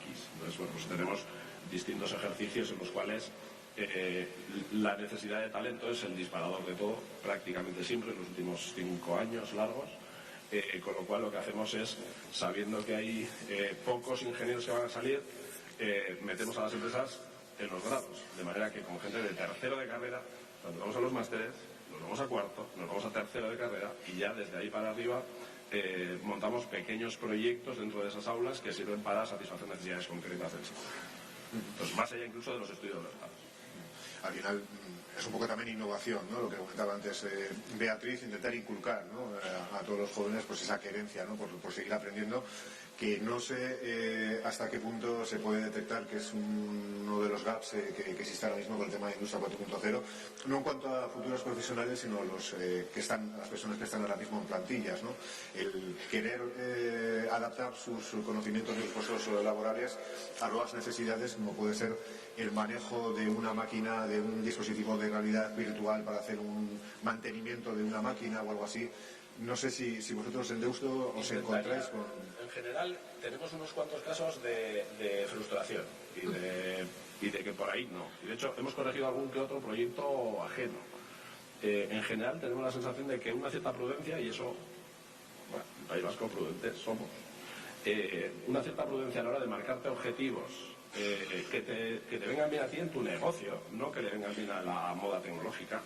Es la clave del asunto. Primero, dotar de sentido a la transformación que quieres hacer. Hablamos a veces, en lugar de 4.0, hablamos de transformación digital. Es que va de eso. Lo importante es la transformación. Tecnología, bueno, en esta ventana de tiempo tenemos unas tecnologías, pero probablemente tengamos tecnología desarrollada para cubrir necesidades de toda una década. La magia del asunto es la transformación. De manera que, dotando primero de sentido a una transformación en un pequeño espacio de oportunidad o de que te apriete el zapato, creemos que esa es la forma de hacerlo, porque entonces tú sabes más a las claras lo que quieres. No debería sorprender, pero sí que hemos sentido, por ejemplo, el Big Data. Y dices, bueno, y me he comprado un CPD terrible, y bueno, ¿y qué vas a hacer con eso? Y dices, no, bueno, vamos a hacer unos análisis de datos fantásticos y luego ya iremos viendo. Ese ya iremos viendo en general es muy voluntarista, es muy bueno, a veces hay que hacerlo, pero si te lleva una frustración no va a haber un segundo paso en innovación. Es importante asegurar cada uno de los pasos que vas dando. Y por eso, por ejemplo, pues precisamente hablábamos de la red vasca, pues tienes un elemento que te resuelve incertidumbre tecnológica privilegiada, comparado con cualquier cosa que quieras comparar. A veces la tecnología, pues tú la quieres aplicar en un espacio y, lo siento, no funciona. Sí, bueno, si matas ese ejercicio, si lo castigas mucho, el segundo innovador que venga en tu organización va a decir que innove otro. De manera que basta que tenemos aquí un bonito colchón, aprovecharlo bien. Sí, iba a decir que no solamente a veces no funciona, sino que a veces es posible que incluso la industria que quiere transformarse, que quiere incorporar alguna herramienta digital, no sepa contextualizarlo a su negocio. Es decir, necesita alguien que lleve de la mano y a lo mejor tratando un caso de uso pueda ver cómo de verdad le puede ayudar, porque muchas veces, como digo, el propio negocio, la propia industria no es capaz de entender cómo esa tecnología le puede ayudar. Entonces yo creo que ahí hay una limitación importante. Sí, y por ejemplo, pensando en un alto porcentaje de pequeña y mediana empresa, no podemos pensar en transmitir un discurso de innovación, de que fíjate lo que ha hecho, yo que sé quién, enorme en Estados Unidos. No. Que yo tengo un trimestre muy concreto y antes del trimestre tengo el mes que viene y hay que buscar espacios muy, muy concretos en los cuales una asesoría, hacerte con buenos compañeros de viaje en el concepto de la transformación, y es un poco lo que intentamos trabajar en el programa nuestro. Primero, dotarte de sentido a qué indicadores quieres mejorar, qué quieres exactamente, dónde ves que puede haber un espacio de oportunidad. Primero eso, y luego echarte al amigo tecnológico.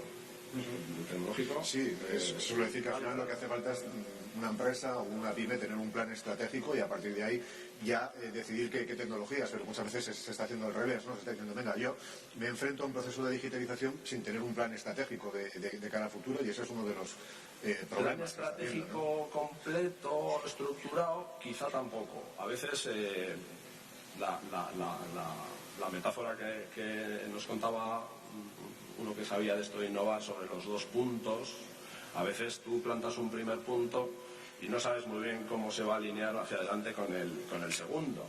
Pero bueno, si las cosas las vas haciendo con una cierta orientación, pues lo normal es que desde la prudencia, desde las buenas compañías y desde una profesionalización y un rigor en lo que hacemos, lo normal es que aparezca un segundo punto que vas a acabar alineando en tu línea.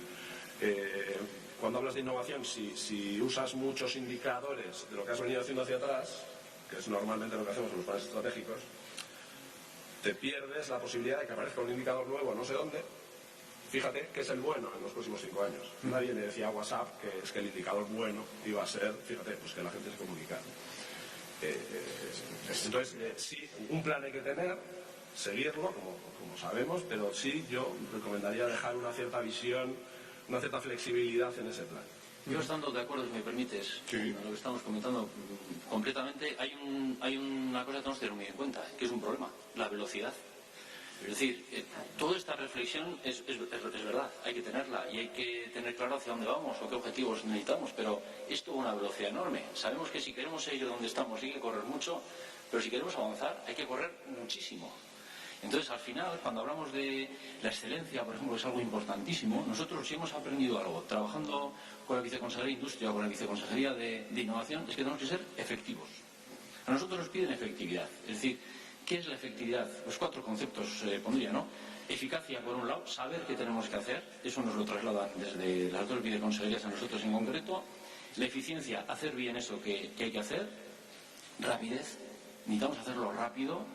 Y otro concepto que es la precisión. Es decir, eso que haces rápido lo tienes que hacer en la medida de las necesidades que tiene nuestro entorno productivo. Entonces, tenemos que reflexionar, sí, pero es que tenemos que reflexionar corriendo, porque lo demás nos van a pasar por encima por todos lados. Y eso es algo fundamental, la velocidad, al menos desde nuestro punto de vista. Sí, yo creo que ahí es muy importante la labor de los grupos de pilotaje, ¿no? Que al final son un poco los que se encargan de observar las tendencias, de marcar centros tecnológicos, empresas, etcétera, que son un poco los que nos ponen sobre la pista, ¿no? de esas futuras tecnologías, a partir de las cuales vosotros, como centros de formación, tenéis que empezar a impartir algún tipo de... La noticia buena es que se está perdiendo el miedo por parte de la empresa muy consolidada de empezar a ver y a consolidar y a trabajar en colaboración con esa startup que está investigando en una cierta tecnología que hace no sé qué innovador. Se está perdiendo ese miedo. De manera que todo parece apuntar a que en colaborar de una forma mucho más abierta es hacia donde van las cosas. Tú dentro como organización, ser consciente de todos los nichos y tener expertos en todos los nichos tecnológicos que están apareciendo es fisiológicamente imposible. Se suele hablar de proliferación desordenada de tecnologías. Nos pasó hace unos años. En materia de datos masivos trabajamos unas ciertas tecnologías. Nos sentíamos, bueno, razonablemente a gusto. Y de un día para otro nos dimos cuenta que el gobierno alemán había promocionado durante un tiempo la suya, la saca de repente y va 60 veces más rápido que la anterior. Y dices, ahí va. Esa velocidad, dices, ¿qué hacemos ahora? Como organización, como profesionales, ¿qué hacemos? Nos embarcamos en esta otra tecnología que es un poco distinta, es incompatible con la anterior, pero es más rápida. ¿Qué hacemos? De manera que el dar sentido a todo el ecosistema como, oye, deja que ya va a haber empresas que se van a posicionar en los distintos espacios y vamos a intentar fomentar esquemas que sirvan para colaborar un poco más, abrir un poco más mis necesidades, considerar un poco más en serio esta oportunidad de estos 5 emprendedores que hacen un análisis neuro X fantástico, porque así vamos a acabar ganando todos. En ese sentido, iniciativas como BAE 4.0, yo creo que están consiguiendo eso, ¿no? Aunar proyectos de startup con grandes empresas, poder desarrollar y testear un poco lo... Esos pasos son muy importantes. Beatriz, perdona. Yo quisiera comentar un concepto, en ese 21SEC inventando palabras, que es el concepto de emprendizaje, que es una mezcla entre aprendizaje y emprendimiento, y que creo que es imprescindible en las personas, en los nuevos talentos, en los millennials, porque realmente emprenden desde dentro para la compañía, comienzan así, ¿no? Entonces, y el fomentar ese aprendizaje y ese emprendimiento en esta palabra que os estoy exponiendo, para mí es fundamental, ¿vale? Y de hecho el talento te lo exige también, te exige que le des esos caminos o esas palancas para que ellos puedan hasta empezar a emprender en la propia compañía. En esos skills de los que hablabas antes, en esos perfiles que vosotros estáis detectando, los millennials, ¿ves algo, resaltarías algo, hay algún factor común, algo que te llame la atención? Sí, aquí un poco en ese 21 yo destacaría muchos, ¿vale? Pero en nuestro caso obviamente buscamos skills tecnológicos, pero yo por ejemplo valoro muchísimo la versatilidad, porque en ciberseguridad, aunque parece el consultor de ciberseguridad en un único perfil, no, yo en la compañía tengo 17 perfiles diferentes. Es que tenemos desde la parte de hackers, la parte de consultoría, governance y compliance, etcétera, ¿vale? ¿No? Y la parte obviamente de ciberseguridad industrial, que es una de las de Industria 4.0 y que de hecho están con una maqueta en el stand y maravillosa nuestros compañeros del área. O sea, es decir, que son perfiles muy, muy, muy variados y aún así trabajamos dentro de ello. ¿Qué busco? Busco versatilidad. Porque las propias personas me piden cambios de departamento. Oye, es que empecé en el área de hacking, pero es que ahora quiero hacer ciberseguridad industrial, ¿no? Y ellos mismos, la compañía tiene que fomentar precisamente estos cambios desde dentro, porque son perfiles muy versátiles. Otra cosa que yo valoro muchísimo es la creatividad y la búsqueda continua del conocimiento. Yo, que soy millennial, así como por poquito, ¿vale? Pero en mi equipo y en los equipos tengo generaciones Z, X, Y, ya he perdido en la letra, ¿vale? Porque es que es increíble. Y estas personas están en la búsqueda continua del conocimiento. Están en la búsqueda continua del aprendizaje y eso es lo que les motiva en su día a día. Y nosotros, las compañías, tenemos la responsabilidad de seguir dándoles ese aprendizaje. Para mí, otra capacidad básica que está como, que parece que la voy a decir y dices, bueno, es obvio, trabajo en equipo. Pero trabajo en equipo no solo trabajo en equipo, compañerismo. Compañerismo, trabajo en equipo, genera el clima perfecto de caldo de cultivo para compartir conocimiento. Y compartir conocimiento es fundamental en compañías como la nuestra, ¿vale? Otra cosa que a mí yo destacaría y que me encanta decirlo, y que en ese 21 somos apasionados, en nuestro caso es la pasión por la ciberseguridad. Aquí se aplicaría la pasión por la tecnología. O sea, yo cuando voy a desayunar con la gente en mi compañía, los desayunos son un poco frikis, ¿no? Te hablan de IoT, te hablan de Machine Learning y tienen unos debates fantásticos, ¿no? Y yo, como directora de Recursos Humanos, me siento con ellos y con ellas, que también tenemos ellas, y aprendo día a día. Y eso yo creo que une a todo el talento en ese 21SEC.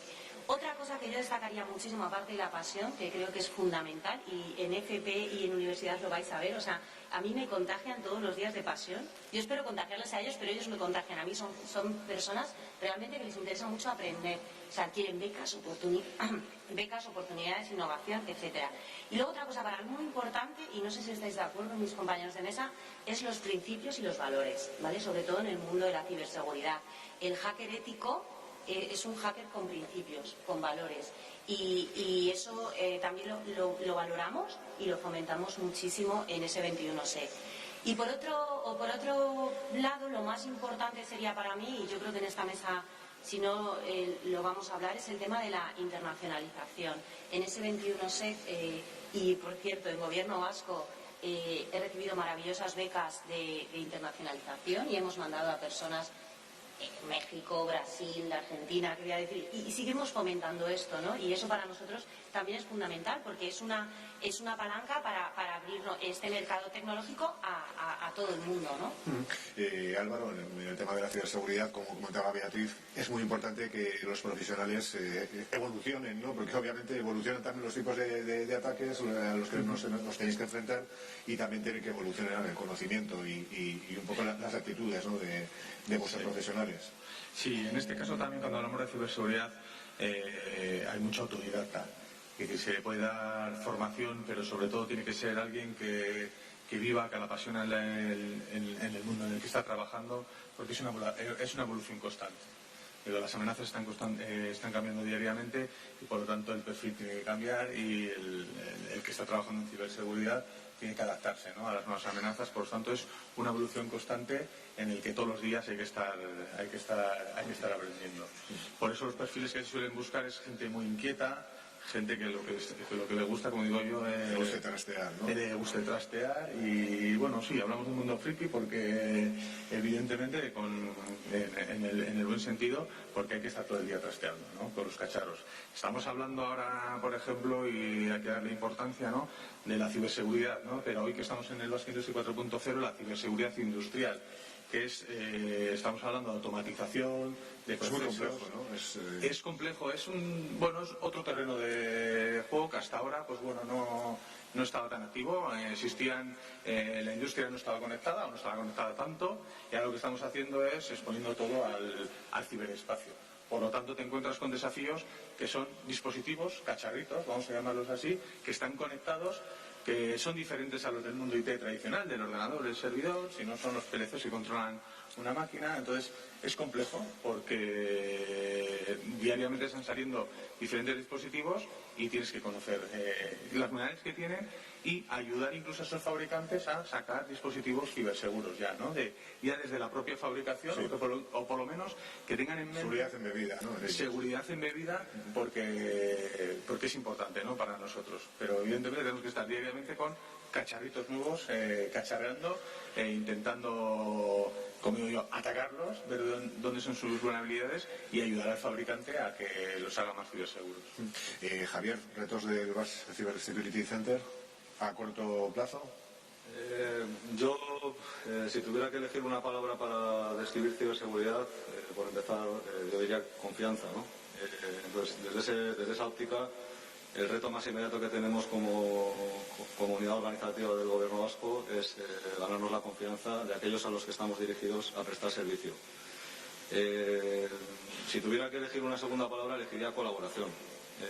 Colaboración para encontrar, para ser capaces de dar un paso, ir más allá, dejar de ser una unidad organizativa del Gobierno vasco y convertirnos en un concepto social, donde cada uno de los agentes que puedan estar involucrados, los he mencionado antes, agentes tecnológicos, empresas, red de investigación, la propia administración pública, cada uno pueda encontrar el espacio donde más valor puede aportar y entre todos ser capaces de sumar en una misma dirección. Entonces yo, como digo, me quedo con el reto a corto plazo, digamos, de alcanzar esa confianza, y a medio plazo, largo plazo, de conseguir que todos colaboremos.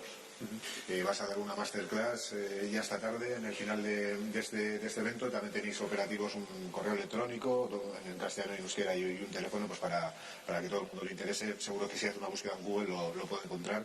Pues vas Cyber Security Center. Jorge, tema de FP, tenemos 2 minutitos, os pediré un poco de brevedad.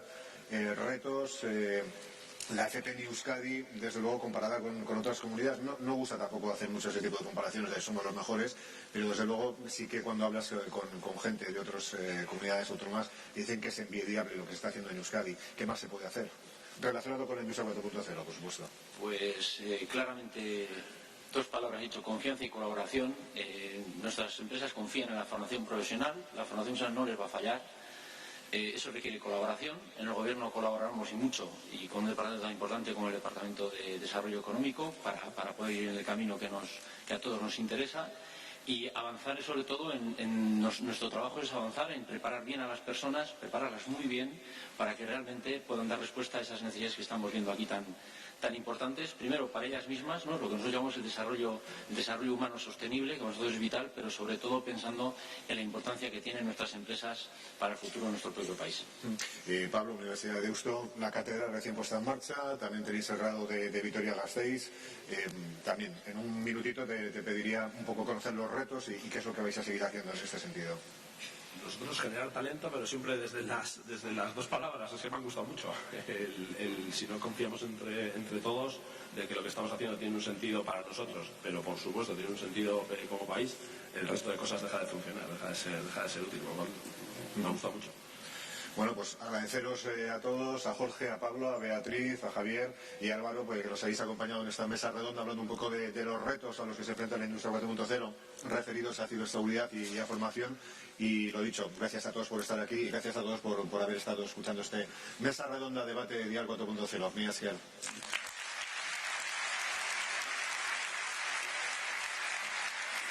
¿Cómo van las ahí?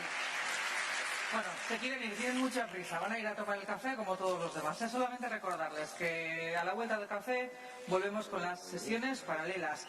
En la sala A, máquina de herramienta, eso es el cubo pequeño. En la sala B, aeronáutica. C, automoción, que va a ser esta sala. Y en la sala D, energía. Volvemos a las 12 en punto, así que les ruego que vuelvan a las salas 5 minutitos antes. Que disfruten de esos stands, de la zona de Gaia de gamificación y de la zona del Bind Lau.0. Es que ricasco, Beruarte.